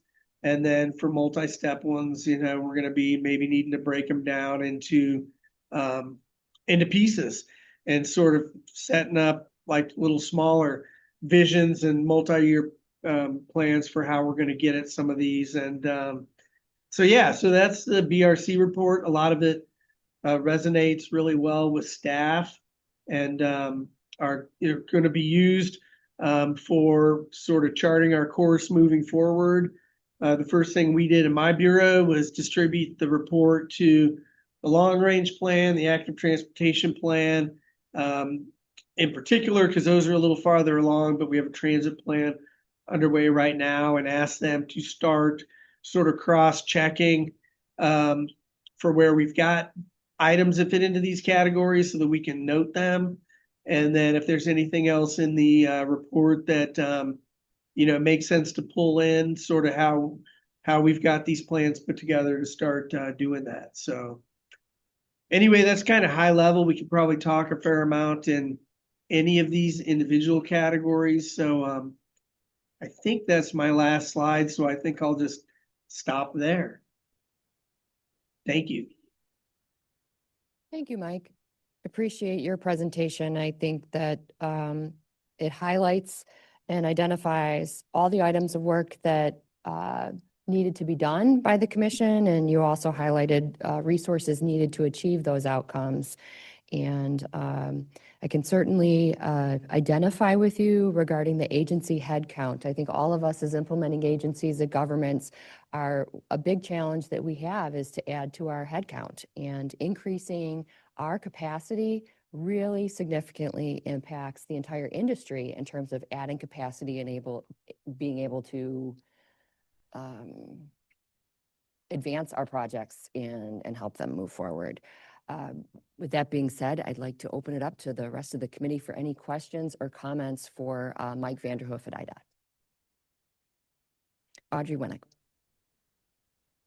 Hi, this is Audrey Wenning with the Metropolitan Planning Council.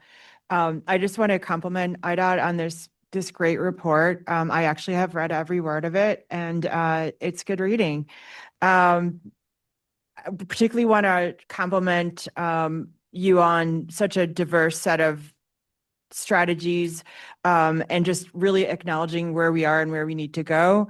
In particular, the urgency of maintaining what we have before we consider any expansion, the large suite of sustainability efforts, including advancing green stormwater infrastructure, including setting GHG targets and creating a whole sustainability function within the agency, the acknowledgement of the need to expand tolling because we can't afford the system that we have. So really saw so much in there that advocates are excited about, and just want to compliment you.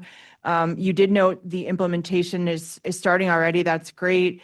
We noted there are a lot of elements that require legislative, the General Assembly to take action. And so don't know if you expect to initiate any legislation this session in order to implement BRC, or if that would largely be starting next session. So I guess that's my question. That's a very good question. One of the purposes of one of the duties of the BRC was to produce recommendations in sort of a format that could go straight into legislation. And so that's not really my lane, but you're right. I mean, it's interesting that you point that out because, I remember looking at the MOU between IDOT and CDOT, and, the issue was basically coming down to something like curb bulb outs. We can't do that. Why can't you do it? Well, we can't do it because we have to design for certain trucks. Why do you have to do that? Well, because it's a law.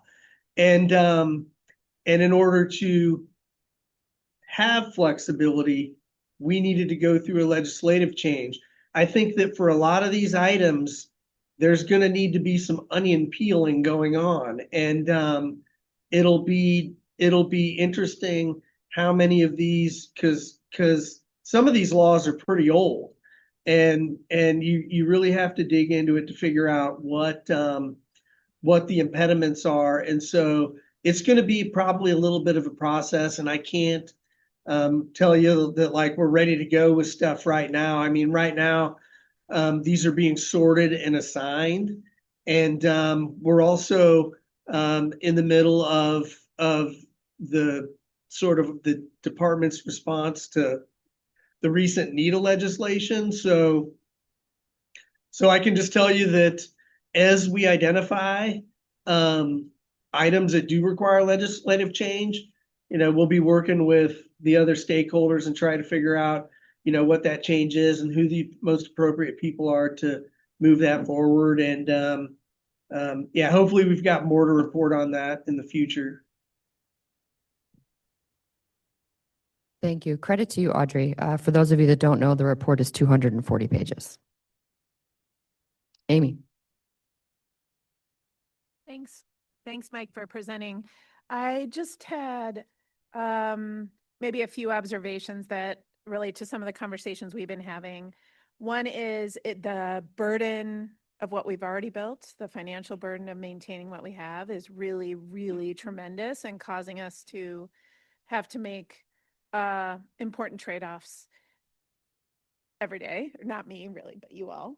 And so I just wanted to flag that there are more solutions to that than new revenue. And it's being so intentional and thoughtful about what we build going forward, and intentional about and thoughtful about what we consider taking offline. So I just wanted to flag that it's not just about new revenue, it's about being really careful about building new things. On the revenue side, though, I just wanted to say that there are mechanisms that are kind of win-wins. So if we look at some of the stuff you referenced around pricing, tolling, managed lanes and the like, those ripple into other impacts like encouraging mode shift, which can increase transit revenue, raising money, decreasing congestion, and meeting some of our climate goals. So I think like as we look at the revenue side, looking what the revenue impacts are for our other goals around climate and mode shift, I think is really important. I also wanted to say like on the maintenance side and just the burden of the system side, we do have, I think the third highest per capita miles of roadway in the country, right behind Texas and California. And we are so much smaller population and geography wise. So we already have a lot. So it just, every decision we make along this spectrum is going to be really important. So thanks. No, you're welcome. Those are all great points. From my perspective, I'm in a statewide bureau, and sort of the rural versus urban funding challenges are very real. And as far as revenue sources, you're right.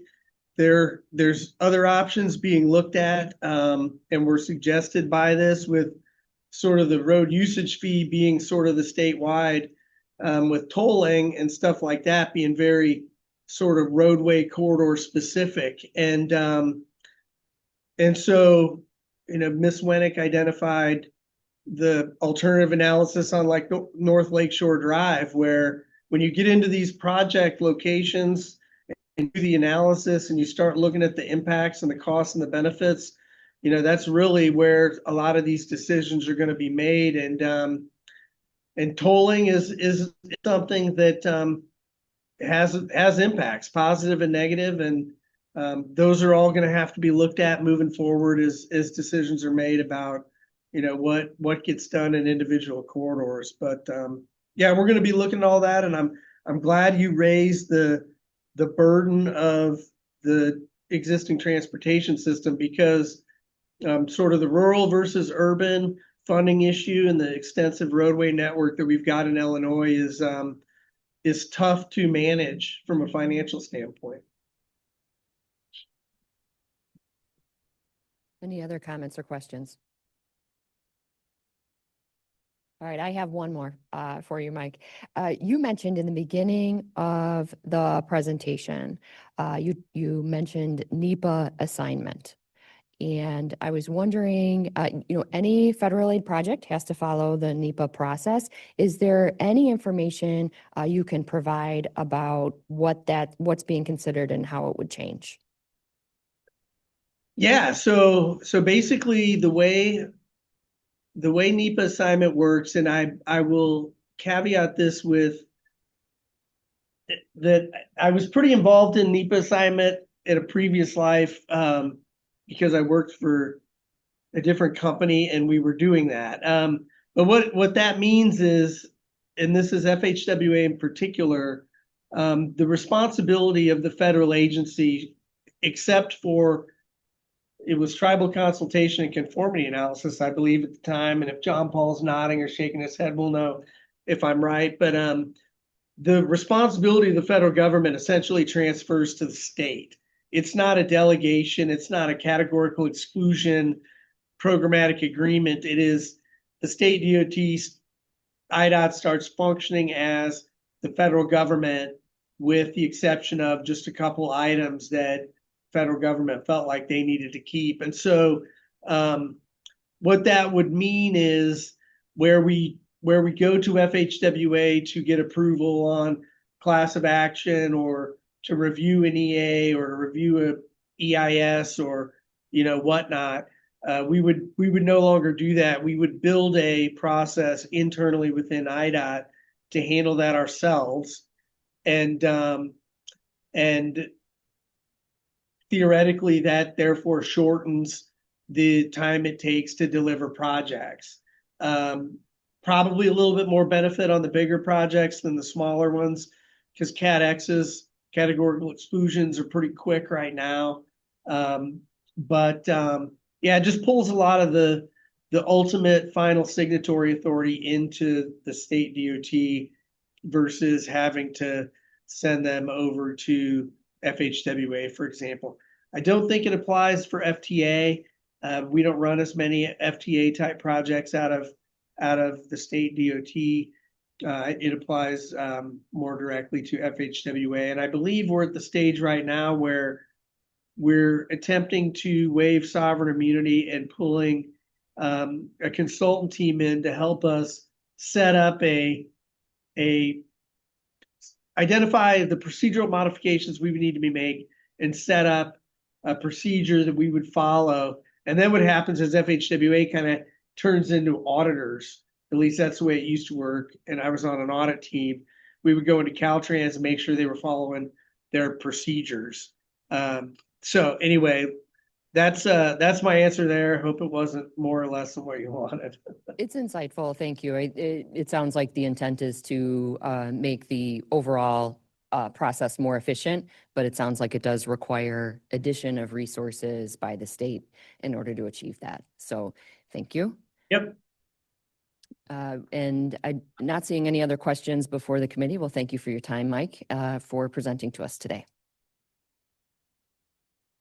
All right, moving on to the legislative update. We have Kasia Hart here to provide an update on recent federal and state legislative activity.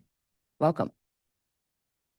Thank you. Good morning, everyone. Kasia Hart, principal with our Intergovernmental Affairs team. I will be brief. Just starting on the federal side, a few weeks ago, Congress passed the remaining FY26 appropriations packages, which includes the FY26 THUD bill. So we are rolling right into the FY27 appropriations process right now. Earlier this week, the House Appropriations Committee released FY27 community project funding guidance, aka guidance for earmark funds. Members can start submitting their requests right now, and requests are due by Friday, March 20th for THUD projects. Requests do have to note whether, for highway and transit projects, requests do have to note whether or not a project is included in the TIP or the STIP, so that this is just a process that we follow closely as we often get letters indicating project inclusion in the TIP. Moving to reauthorization, as Amy noted, we were in DC recently and had the chance to speak to our delegation about the region's reauthorization priorities. Just a quick status update on where things stand in that process. On the House side, TNI is said to be making steady progress. Base text, we think, has been drafted and is circulating between the staff of the majority and minority parties. March or April is the latest timeline that we have heard for markup and possible floor consideration. And then on the Senate side, there are 3 different Senate committees that have jurisdiction over different components of reauthorization. Senate EPW is said to be the furthest along in their process. Again, signaling intent to have language by closer to like the April or May timeframe. And we've heard that EPW in particular is placing emphasis on permitting and project delivery. So there's still clearly a lot of work to do both within each chamber and across both chambers. And then again, the current reauthorization expires at the end of September. Building on what Tara was saying earlier during our conversation about the RTP, one item that we really tried to highlight while in DC is that IIJA set a high floor for transportation funding, and we want to make sure that any future reauthorization continues that high floor because we still have high need in our region. So more to come on that at our next meeting, I hope. Moving to the state side, bill filing deadline was a couple of weeks ago. So there's a flurry of legislative activity in early February, and now we are moving more into ramped up committee activity. So we're still trying to unpack everything that was filed over the last couple of weeks, but just a couple of highlights for you. Legislators have indicated their intent to file a trailer bill for the NETA Act, really focusing more specifically on technical corrections. So we're certainly keeping an eye on that. There are a few bills that have been filed that, align with a lot of what this committee has been talking about with regard to transportation safety efforts, including making it easier for municipalities to reduce speed limits on roadways, expanding transportation safety education requirements in school curriculums, and placing restrictions on drivers who've committed multiple significant speeding violations. We do have more information on your packets on some of the bills that we have been tracking in this and related spaces. Finally, the governor also filed his FY27 budget proposal last week. He's proposing just over a $56 billion budget, which represents a 1.6 increase from last year. Most of that increase is in required areas like education and pensions, with a 0.5% increase in new spending. To balance the budget, the governor is proposing a new fee on social media companies with over 100,000 users in the state. Budget was just filed, so our team is still in the process of taking a closer look at that language. So happy to share more at our next meeting as we have more time to unpack some of those possible impacts. And then just some upcoming legislative deadlines that are ahead to orient the committee. Senate bills are due out of committee on March 13th and House bills on March 27th. So more committee activity is expected over the course of the next month. Thank you. Happy to take any questions. Any questions or comments for Kasia? Thank you for your presentation. At this time, is there any other business that the committee members would like to bring forward? Jack? I just wanted to say that after about 9 years of attending this meeting off and on, this will be my last meeting. I am, due to some family commitments, resigning and moving to London, actually, in a couple weeks. So I just want to say thank you all for your work. What Mike was talking about, I love to see that. When I filled a role at IDOT that had been vacant for 12 years, that's not good, not much else to say about that. But, and then it took him another year to fill it after I left. So that's great. Let's do that, right? Anyway, thank you all. And just want to say that in any decision you're making, please consider pedestrian safety. You guys know that is something I'm really passionate about. And that's all I have. Thanks, Tara. Thank you, Jack, and good luck to you. You are a passionate professional on this committee, and we thank you for your contributions. All the best.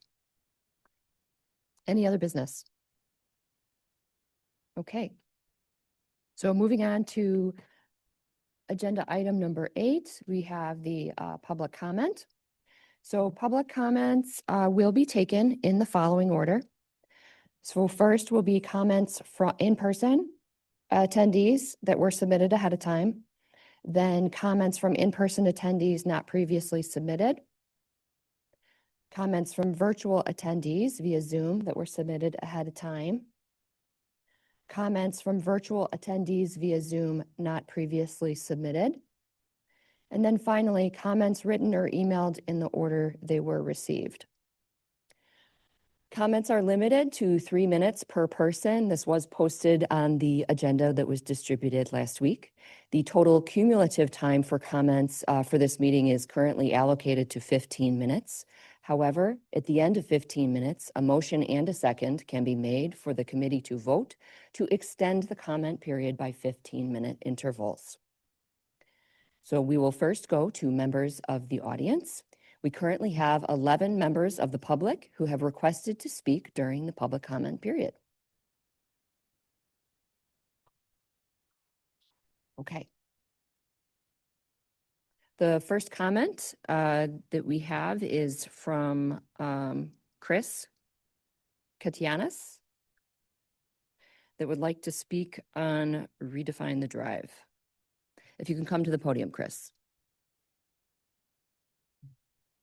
And could you please state your name, please, because I don't know if I pronounced it correctly.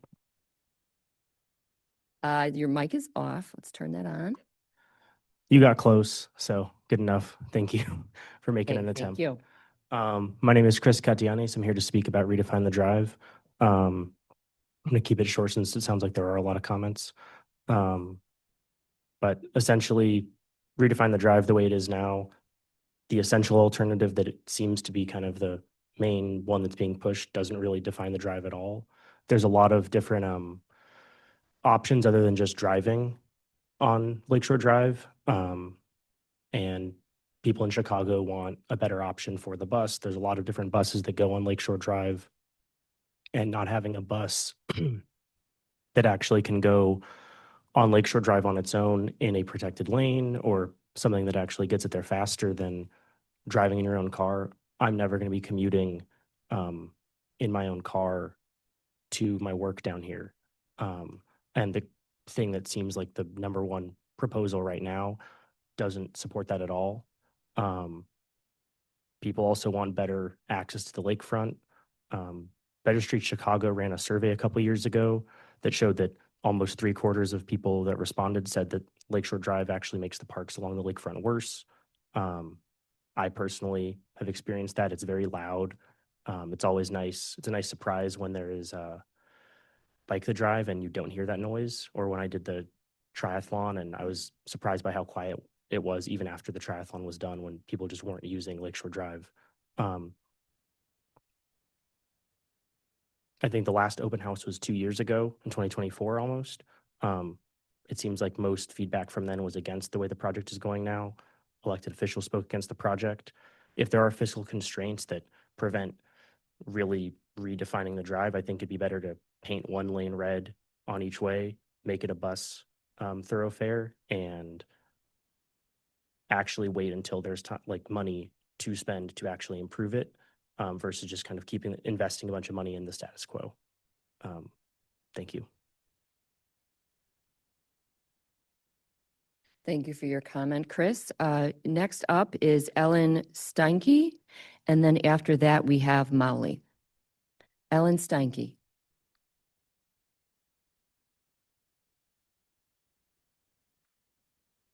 Hi, thank you for having me here today. And I just wanted to comment on North DuSable Lakeshore Drive and the Redefine the Drive program. One big thing about how it was designed, or my understanding of how the current design was chosen, was traffic capacity. And those models for traffic capacity are at least 10 years old at this point. And two major things have happened in the last 10 years. One is COVID, and two is NETA. And also, from my understanding, those traffic models didn't factor in multimodal access, especially increasing capacity on UP North, because a lot of the traffic on Lakeshore Drive is north-south commuting. So modeling what it would look like to have the UP North running much more frequently to do a mode shift rather than just car traffic on there. And according to a survey from Better Street Chicago that interviewed 1,500 Chicagoans, 70% of them said that they'd rather drive less, and that if there was an option to do transit, a lot of people would rather take that than driving, because we all know how lovely driving is here in Chicago. So yeah, if we can focus on looking at not having more capacity or the same capacity on the lakefront, that would be great, because fewer people are commuting due to COVID, and we also have a transformational bill with NETA, and we can also re-up the mode shift and have more people shift to transit rather than the lakefront. And also, just as I live close to Diversity Harbor, I moved to that area because I want to be close to the lakefront. But also, since I moved there and I'm going more often, I'm just like, oh, it's so noisy. And like, you go to the lakefront for peace and it's beautiful. But when you hear like traffic behind you, especially if I want to go to lakefront after work, that's when the traffic is worse because it's rush hour.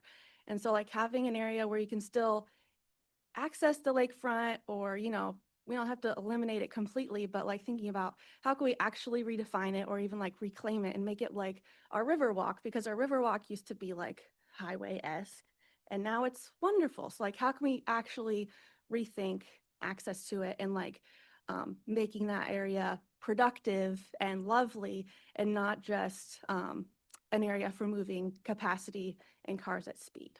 So please don't fund this current version. Don't send it forward. Thank you. Thank you for your comments, Ellen. We have Molly next, and then after that, Andrew Morris.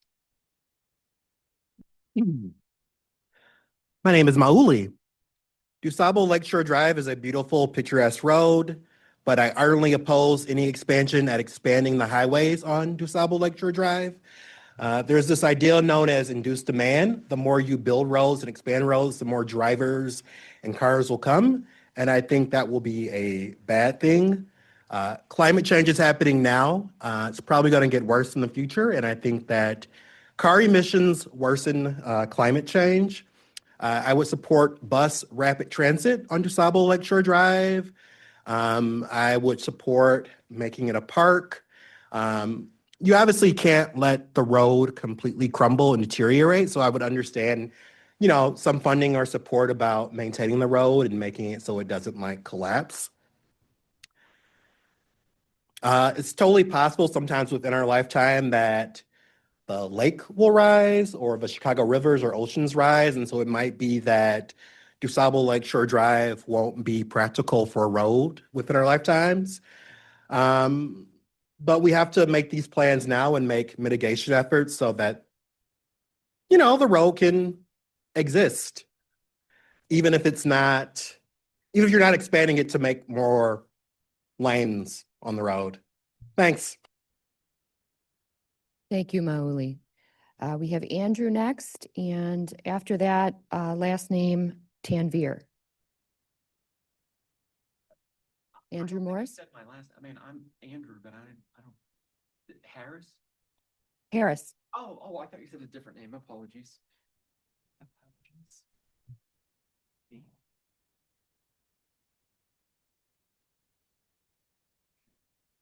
You know what? Let's just do this. Can you hear me? Can you hear me? Is it working? Let's do this. Okay.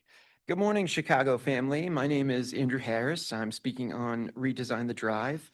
I want to start with an old adage: the sins of the father are visited upon the sons of the seventh generation. For some reason, humanity has still yet to learn this very important lesson. This project in its current form contradicts our urban motto, 50 years of flood diversion construction. It invites greater economic disparity at a time when that divide is already staggering, and it betrays the city's commitment to the lakefront's, quote, forever open, free, and clear, end quote, status. This highway project threatens existing infrastructure, environmental sustainability, community cohesion, and public health, while promising minimal benefits to a select few. Instead, resources should be directed towards sustainable, equitable mobility solutions that honor the natural landscape mandated by our motto, Urbs in Ordo, and serve the needs of all residents, not just those who have personal transportation in an urban environment. The city's motto, Urbs in Ordo, also City in a Garden, embodies our vision of an urban environment harmoniously integrated with nature. This has enabled the second city to prosper as long as it has, but that prosperity is currently under threat. This principle underscores the importance of preserving environmental spaces, promoting ecological resilience, and fostering a healthy, sustainable city. An expansive parkway cutting through Lincoln Park adjacent to Lake Michigan starkly contradicts this vision, threatening to turn our cherished green spaces into asphalt corridors that diminish the natural beauty and ecological resilience of our city, as the prior commenters were pointing out. Over a century ago, Aaron Montgomery Ward championed the idea that urban development should serve the public interest, emphasizing community, access to green spaces, and civic responsibility by sacrificing his fortune and reputation to preserve our, quote, forever open, free, and clear, or clear and free, excuse me, edict for Lake Michigan. Those efforts helped shape Chicago's commitment to parks, public spaces, and equitable urban growth. Today, we face the same moral challenge. Will we continue to prioritize personal automobile infrastructure at the expense of community well-being while violating that tenet, or will we honor our 1836 public ground, a common to remain forever open, clear and free of any buildings or any other obstructions whatsoever principle, Ward's legacy, and our urban motto by resisting projects that threaten what makes our city so great? We often forget Chicago is a Thank you. swamp. Since the 1970s, I'm sorry, Chicago. Oh, that's 3 minutes. oh, I'm so sorry. Thank you so much for your comment. Okay. Thank you for your comments. Next up is last name Tanvir. Tasneem Tanvir. And after that, Kyle Lucas.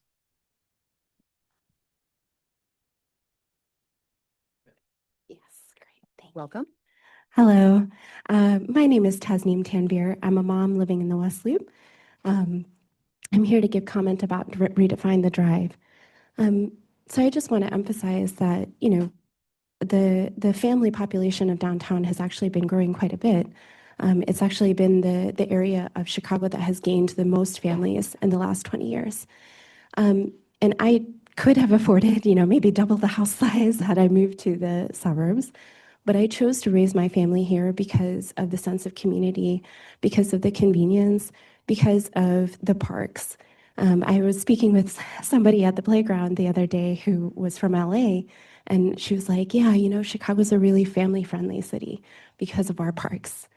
And I just want to emphasize that Redefine the Drive, the way that it is now, it's really damaging that advantage, especially for families. I chose to raise my child here, my son, because I want him to be able to have access to those public spaces, and because my dream is for him to be able to meet up with his friends at the lakefront, just like Chicagoans before him.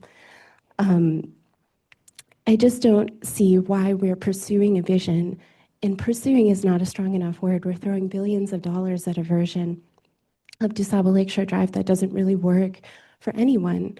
It's predicated on this kind of, 50-year-old idea that people raise families in the suburbs and then they commute into the city for their job. But travel patterns have changed. Families have changed. What parents have want has changed as well. And I think we should invest in a version of DuSable Lakeshore Drive that reflects that change and reflects the desires that we all have.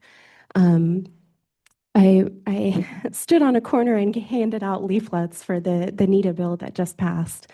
And it's a testament to how much people want transit and how much people want multimodal options that so many people commented to their legislators, and so many people, even one Republican in this climate voted for that bill. So we have the desire for transit. We have the desire for multimodal from people of all walks of life. And just, I wanted to emphasize, there's nothing better for a screaming toddler than getting on a bus. It's like magic. And I want more bus lanes to make that feasible so that when he wants to visit his friends on the south side and the north side, he's two, but he has a whole crew. And I want a redefine the drive project that emphasizes that for families and for everyone. Thank you. Thank you for your comments. The time now is 11:29. We have 1 minute remaining for the public comment period. At this time, I would like to propose a motion to extend the public comment time for an additional 15 minutes. Second. All those in favor? Aye. Opposed? Motion carries. Okay, next up, we have Kyle, and then after that, we have our the last form that submitted, and last name is Hamat. Welcome. Thank you. Good morning, everyone. My name is Kyle Lucas. I'm the Executive Director of Better Street Chicago, a grassroots organization that advocates for better streets to walk, roll, bike, and take transit. I was before you back in December when we were discussing the regional transportation plan at that time. And I'm really discouraged to see that DuSable Lakeshore Drive is still listed as a priority project for the constrained list. And that is because of what you can hear today. There are people who have sat here for this entire meeting through a public comment process that frankly is fairly undemocratic and makes it really difficult for people to participate in because they believe so wholeheartedly that this project does not represent what they want to see in their communities. And we have heard that not just recently, but since the very inception of this project. This project has been mismanaged by IDOT and CDOT for 13 years.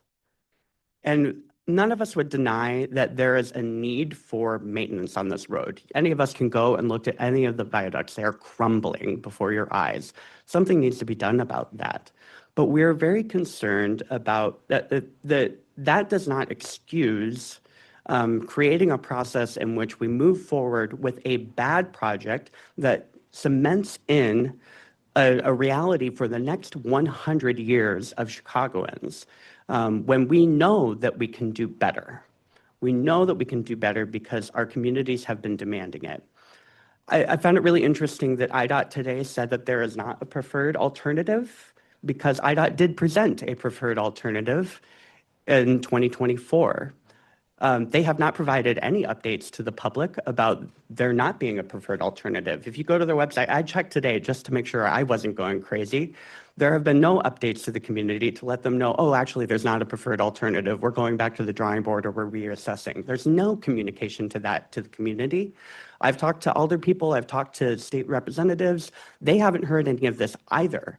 And we have a whole host of people who represent this lakefront who are saying, we don't want this project. We want investments in transit. There are no investments in transit proposed in this project. And frankly, the investments in transit that IDOT proposed, the one option that presented transit, is not a viable option because it presents an expansion of the roadway, not actually creating mode shift. We have been presented a whole bevy of bad ideas instead of actually envisioning what the future can be. So I know that CMAP does not plan this. I want to be clear. I understand that. I understand that adding it to the priority list can also just be a mechanism for unlocking funding for maintenance. But I think it needs to be really clear about what that is. And I think that IDOT and CDOT need to be much better about communicating with the public about where this project is headed and to be collaborative. And so I understand Kyle, that's time, but frankly, the moment that we are in demands so much more. Thank you for your And it is comment. incumbent upon CMAP to be a leader in this moment.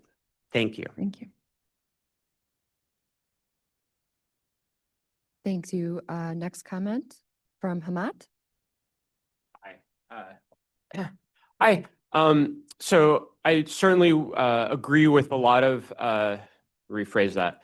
I really endorse and really agree with a lot of what's been said so far. And I understand it was said that by the previous commenters. I think there's not a lot that I would say that's going to be much different from what they said, but I want to echo those sentiments. I understand it was said that advancing DuSable as a priority does not commit us to a specific redesign. But that it seems unlikely to me, given the specific versions that have been presented, that this would actually, that advancing it as a priority project would be neutral to the different possible solutions, especially when there are other areas that could have such a strong positive impact, such as advancing regional rail. Just to say a bit more, I'm a parent living on the near South Side area, and far and away, the thing that would most improve our quality of life is being able to move around, access the lakefront, have less noise, less pollution. Cars produce that pollution not only from tailpipe emissions, but from tires. Tires are a major source of pollution. So even with a shift, however quickly that's actually happening to electric vehicles, the noise and a significant part of the pollution aren't really affected. So I would strongly encourage having a more specific vision for the project that does specify reducing the amount of cars on it and creating strong transit infrastructure there, such as bus lanes, before making this a priority for funding. If nothing else, adding more priorities for funding dilutes the way the funding is used and takes away from things like regional rail that are really needed. So thank you for your time. That's it. Thank you for your comments.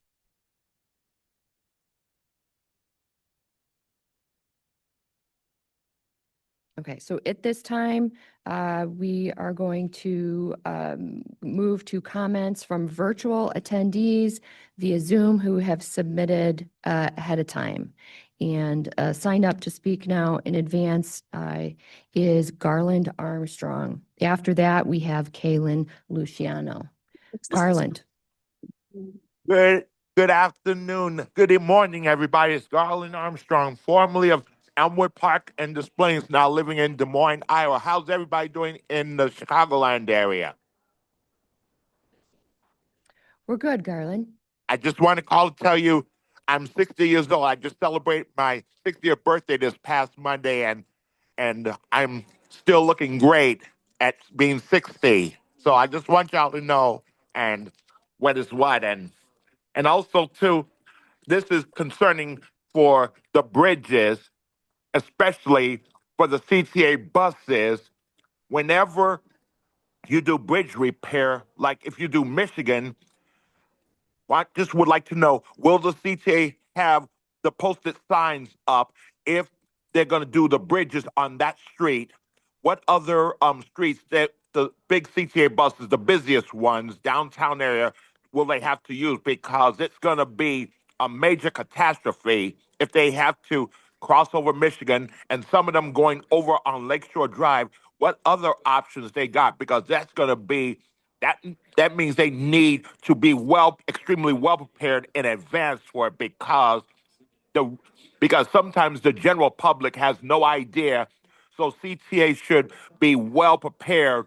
What other alternatives they can use when they want to use the buses when they're doing a lot of bridges on there to make sure that the bridges is in compliance, even if they're starting to deteriorate, because they have no idea and how to translate it in their languages too, so that they can be extremely well prepared, and especially for those with disabilities too, because they really have no clue, so they can be well prepared also. So how will CTA and CMAP and CDOT can communicate to get everything all set when they start doing bridges on different streets, and what choice do they have? So I just would like to know in advance and make sure to send me an update on it and make sure to tell it to everyone so that they can get the heads up on it. And I'll be glad to answer any questions or comments you have. And congratulations, Scott, for being on there as vice chair.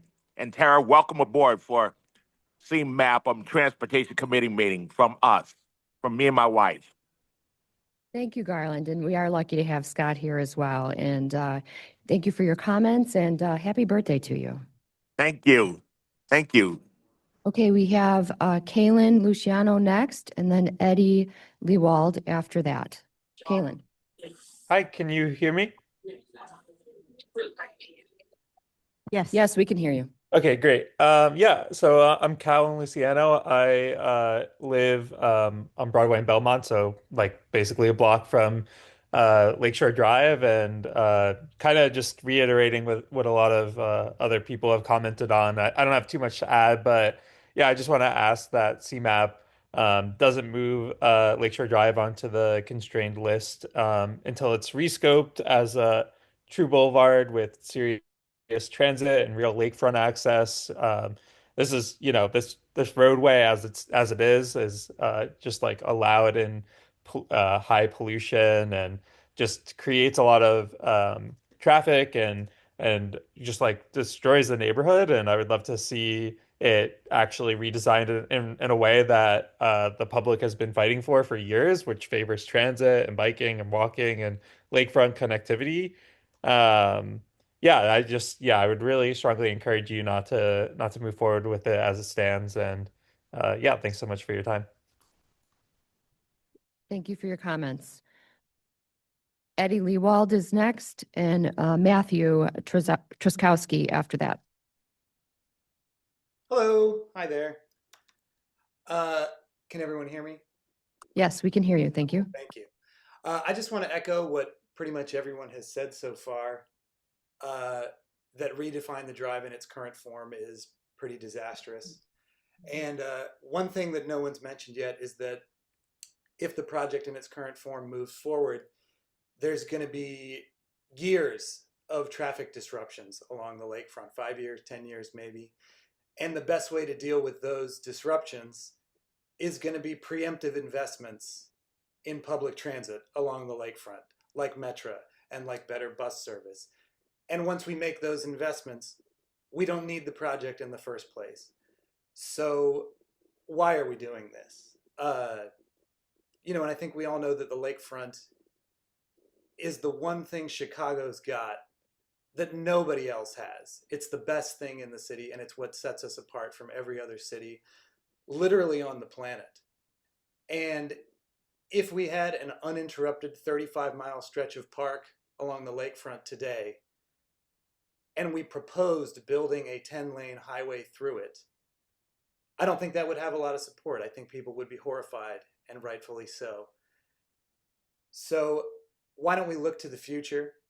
Why don't we look towards what the lakefront can be? Why don't we imagine a park instead of a highway? And I think we can all agree that that would be better. And that's it. Thank you. Thank you for your comments.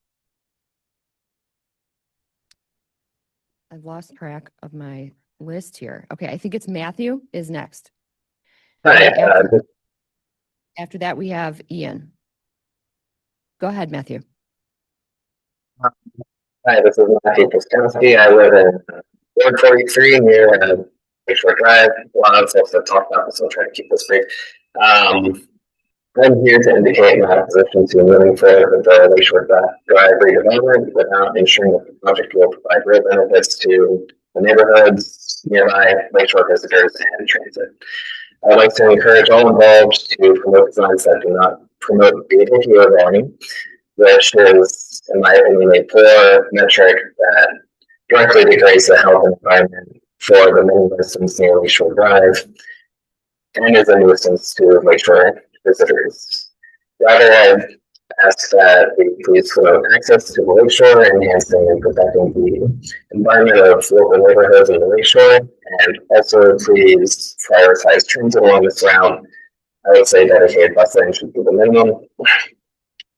I think we have a lot of bright people and we can actually do some designs that are good. So let's try to avoid throwing money at projects that will not going to substantially improve the lives of Chicagoans. And thank you.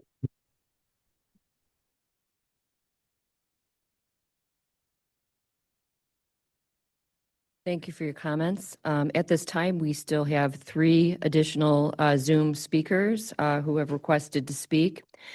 We also have received hundreds of emails of public comment as of 5 p.m. yesterday expressing opposition to redefine the drive, Lakeshore Drive project in the RTP. And while too many to name individually, all public comments that were received for this meeting, either today or prior to this meeting, will be documented and captured in the meeting minutes. So the hour being 11:44, we are near the conclusion of our time. Do I have a motion to extend the time of the duration of the public comment period for another 15 minutes? So moved, Hennings. And a second from Megan Swenson. Okay, so we have 3, do I have a vote? All those in favor? Opposed? Motion carries. All right, so 3 remaining Zoom speakers. Ian is next, and then Michael McLean after that.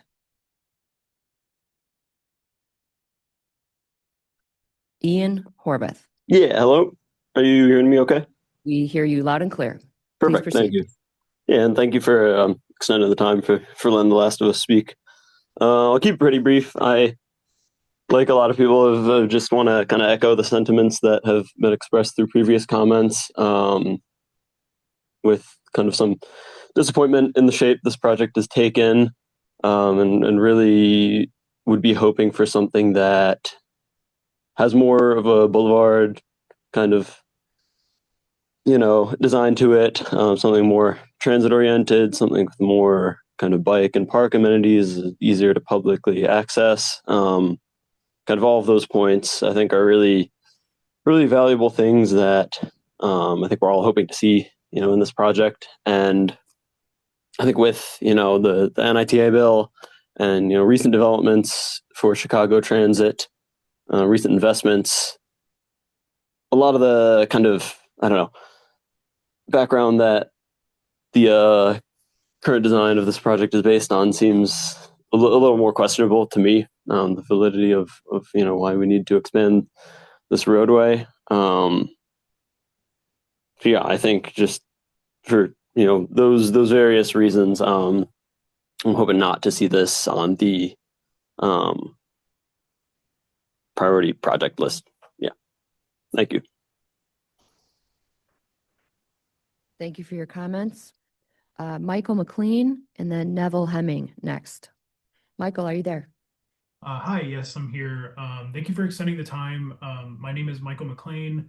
I'm an organizer with a local group here called Lakeview Urbanists. I live in Lakeview. I live on Belmont, which is a street that is heavily afflicted by traffic that is almost purely induced by Lakeshore Drive in its current form. And I'm really worried and concerned about what the future form is that has been, that I've seen the plans for in the various meetings with IDOT and CDOT from Redefine the Drive. As designed, it's going to induce a lot of new car traffic on my street. It's going to induce a lot of car traffic on Addison, which doesn't even have a connection right now, but could in the future unless we make a decision today and in the future to stop it. I think fundamentally the question that's before us is what kind of lakefront do we want? Do we want one that is designed for the people that live in the neighborhood and want to treat it as our front yard and have a nice, peaceful, quiet environment? Or do we want one that is designed as a highway to ferry North Shore commuters to and from the suburbs into downtown and cause noise, cause pollution, cause car crashes, traffic violence? I pulled the data, and over the past 10 years, Lakeshore Drive, it averages over 7 reported car crashes per day. Last year, 9 fatalities on Lakeshore Drive. It is a highway. People drive at highway speeds. It's noisy. It literally causes people to die. We need to take a radical departure from what the current recommended preferred alternative is from IDOT. We want a lakefront that is dedicated to the people, transit, sustainability, public safety. We're expecting a kid right now. I'm going to become a parent in a few months, and I want the lakefront to be a place where I can enjoy life with my child, with my family, and not one where it's loud, noisy, and dangerous and traffic choked. So please record my opposition in the public record. Thank you. Thank you for your comments. Neville is next. Hi, everyone. Thank you. Good morning. Really appreciate you extending the time. My name is Neville Hemming. I'm a resident of Edgewater. I live on Balmoral between Clark and Broadway. I, like Michael, am part and a co-founder of a neighborhood organization called the Neighbors of Edgewater and Uptown that focuses on building a more livable community. So around transit, walking, biking, and housing. I'm not going to repeat what everyone said in opposition to redefine the drive. I agree with all those points. I want to highlight specifically the pain points that residents of Edgewater and Uptown face as it relates to the drive. Not only is it a scar that tears through a public park, it is, as Michael mentioned too, it induces a significant amount of traffic, not just on our arterials such as Ridge, Broadway, Foster, Hollywood. God, I can't even keep track of them all. It also induces car traffic on our residential streets. I live on Balmoral. It is not an arterial, but it acts as a feeder for Lakeshore Drive. If you ask me what is the number one thing I want to change about my community, it would be getting rid of the drive in its current form. It also makes any type of safety improvements on all of those arterials I just mentioned extremely difficult because IDOT often cites the drive as a reason things need to be the way they are. So it is very actually difficult to express how negatively this impacts our community. And I agree with what Michael said. Do we want a drive that serves people who do not live in our community?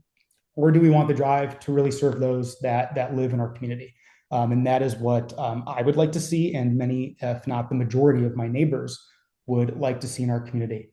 So I really appreciate the time. I also want to voice on the public record my strong opposition to the current state of redefine the drive. It needs to go back to the drawing board. Thank you. Thank you for your comments, Neville. This concludes the pre-submitted online request to speak. So again, we did receive hundreds of emails of public comments as of yesterday, and while there are too many to name individually, again, these will be documented and captured in the meeting minutes. At this time, what time do we have? It's 11:51. And as per usual, it is typical that we read some of the pre-submitted comments. So we want to give a synopsis of some of the comments that were submitted. So we will be reading comments in the order that were received, and we will conclude at noon at the end of the last 15-minute extension here. So comments that are duplicative will not be read aloud in the interest of time. The first comment received is indicative of most of the comments that we have gotten, and the first comment will be read by our co-chair, Scott. Happy to be of service. Dear CMAP Executive Director Aaron Alaman, I urge you not to advance the Redefine the Drive project in CMAP's upcoming regional transportation plan. This deeply flawed project has faced overwhelming opposition from community members as well as elected officials and needs to be sent back to the drawing board. The premise of this project from the beginning has fundamentally rejected public input, which has shown an overwhelming majority of residents want investments in transit and a reduction in the impact of the drive on the lakefront. This desire was represented in H.R. 438, which passed unanimously in the Illinois General Assembly, calling for the drive to be made a true boulevard and for investments in transit. The majority of Chicago's alderpeople who represent North Lakefront have made calls for the same. Despite this, the Illinois and Chicago Departments of Transportation have flouted these calls for better and presented plans with no improvements to transit and locking in a superhighway for the next 100 years of Chicagoans. It would be profoundly irresponsible for the Chicago Metropolitan Agency for Planning to do the same, given the historic investment in transit the Illinois General Assembly has just made, paired with dramatic changes to our regional planning for transit. It's time that CMAP helps hit reset on this project. Sincerely, John Miseretta. Thanks, Scott. The next comment is from Sam Judd Kim. Dear Chicago Metropolitan Agency for Planning, Aaron Alleman, I'm reaching out to ask you not to advance Redefine the Drive and CMAP's upcoming regional transportation plan. This proposal is unpopular with community members and alders representing these communities, and it is irresponsible to advance it without a more rigorous and thoughtful consideration process. A definite majority of us want Chicago to invest more in transit and work towards reducing traffic and pollution from DuSable Lakeshore Drive as we beautify our lakefront, and this was reflected recently in H.R. 438. Instead, CDOT has barged through public opinion and advanced proposals that would expand DuSable Lakeshore Drive, neglect the transit investments becoming of a world-class city, and capitulate to the ensconced interests that refuse to think creatively and progressively. Chicagoans deserve so much better from our leaders. Please do not hesitate to reach out to me with any further questions you may have so I can provide clarification. It would break my heart to see this project move forward in its current state, and it would further erode public trust in city leadership. Next comment, Scott.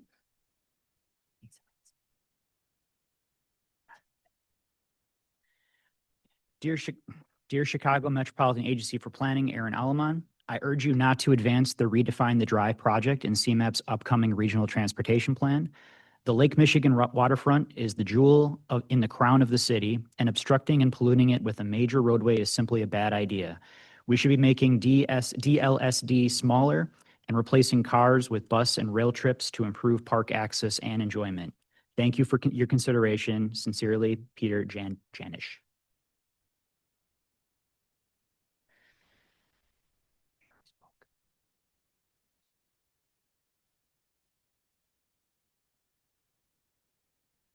Dear Chicago Metropolitan Agency for Planning, Aaron Alleman, Redefine the Drive is not good for the future of Chicago. I live on Broadway near Hollywood, and I am directly affected by the horrendous traffic generated by the current iteration of Lakeshore Drive. The amount of traffic that passes by me, the noise pollution, the air pollution, and crashes generated by the demand induced by this highway is shocking. In no way is the solution to the congestion problem to make the drive that much more appealing for drivers. All that will occur is the same thing that has occurred every single time a highway is expanded. Induced demand, look it up. It is a proven phenomenon, and we will prove no exception. Chicago has declared a climate crisis, and we should not be pursuing moronic solutions that won't work all while killing ourselves now due to air pollution and in the future with the climate change wrought by fossil fuel powered vehicles. Not only are they poor for the environment and don't belong next to public parks where kids play and adults exercise, but they are inefficient uses of space. Instead of devoting money to a solution that will lock us into a problem for the next 60 plus years, instead this money should be spent on the addition of dedicated bus lanes or light rail along the drive that will reduce congestion, pollution, and actually drive Chicago forward into the future instead of keeping us stuck in the 1950s. This comment is from Nathan. It says, signed Gen Z that will have to live with your potentially boneheaded decisions. Sincerely, Nathan Danek. Dear committee members, my name is Noah Rossi and I live in River North. Today I'm asking CMAP not to move Lakeshore Drive onto the constrained list until it is rescoped as a true boulevard with serious transit and real lakefront access. The public has asked for a fundamentally different direction for years, and the modeling hasn't seriously considered stronger regional transit. Please don't unlock funding for the current version. Some of my fondest memories in Chicago are on the Lakefront Trail and in lakefront parks. However, the number one thing I consistently hear from fellow residents is that the city's waterfront amenities would benefit most from a reduction in road noise and better access to the lake. CMAP itself has recognized that Lakeshore Drive is a high ridership transit corridor. During peak hours, buses carry 30% of travelers between Fullerton and Oak Street in just 1% of the vehicles. When IDOT held its Redefine the Drive open house, 62% of public commenters said that the proposed redesign doesn't do nearly enough to improve public transportation. The current preferred alternative dropped dedicated bus lanes entirely, even though they had been included in every other finalist option. This project should reflect what the public and the data are telling us. Other great American cities have reduced their dependence on waterfront highways to great positive effect. I visited Seattle before, and after they removed the Alaskan Way Viaduct, a highway that separated people from the water, and replaced it with a waterfront boulevard, the result is a space that is infinitely more enjoyable to spend time in. San Francisco achieved a similar transformation with the demolition of the Embarcadero Freeway. Businesses are booming and citizens are enjoying these new public spaces in both cases. Thank you for your consideration. Sincerely, Noah Rossi. Hello, my name is Keith, and I'm a Chicago-based urban planner and transit YouTuber. Car Free Keith is the channel. I made a nearly 20-minute long video with all the reasons why it would be a huge mistake for Chicago to maintain a huge highway on its lakefront. But let me summarize it real quick. Illinois sent a huge message with the passing of the NETA law. Thousands of people demanded world-class transit in what many lawmakers regard as the biggest outcry they'd ever heard from their constituents. As a regional planning body, I believe it is your duty to honor that by demanding that meaningful transit priority be truly considered and implemented on Lakeshore Drive, a road where nearly 30% of all users at rush hour are riding a CTA bus, and where 60% of those in a car would rather take the bus if it was given priority, per IDOT's own survey. It is time to give the lakefront back to the city of Chicago and give transit riders the priority they deserve. That's what already sets Chicago apart as a city from our Sunbelt peers. Let's keep building on it. Let's be bold. Do not let the status quo continue. Thank you for your time, Keith. At this time, the hour is noon. If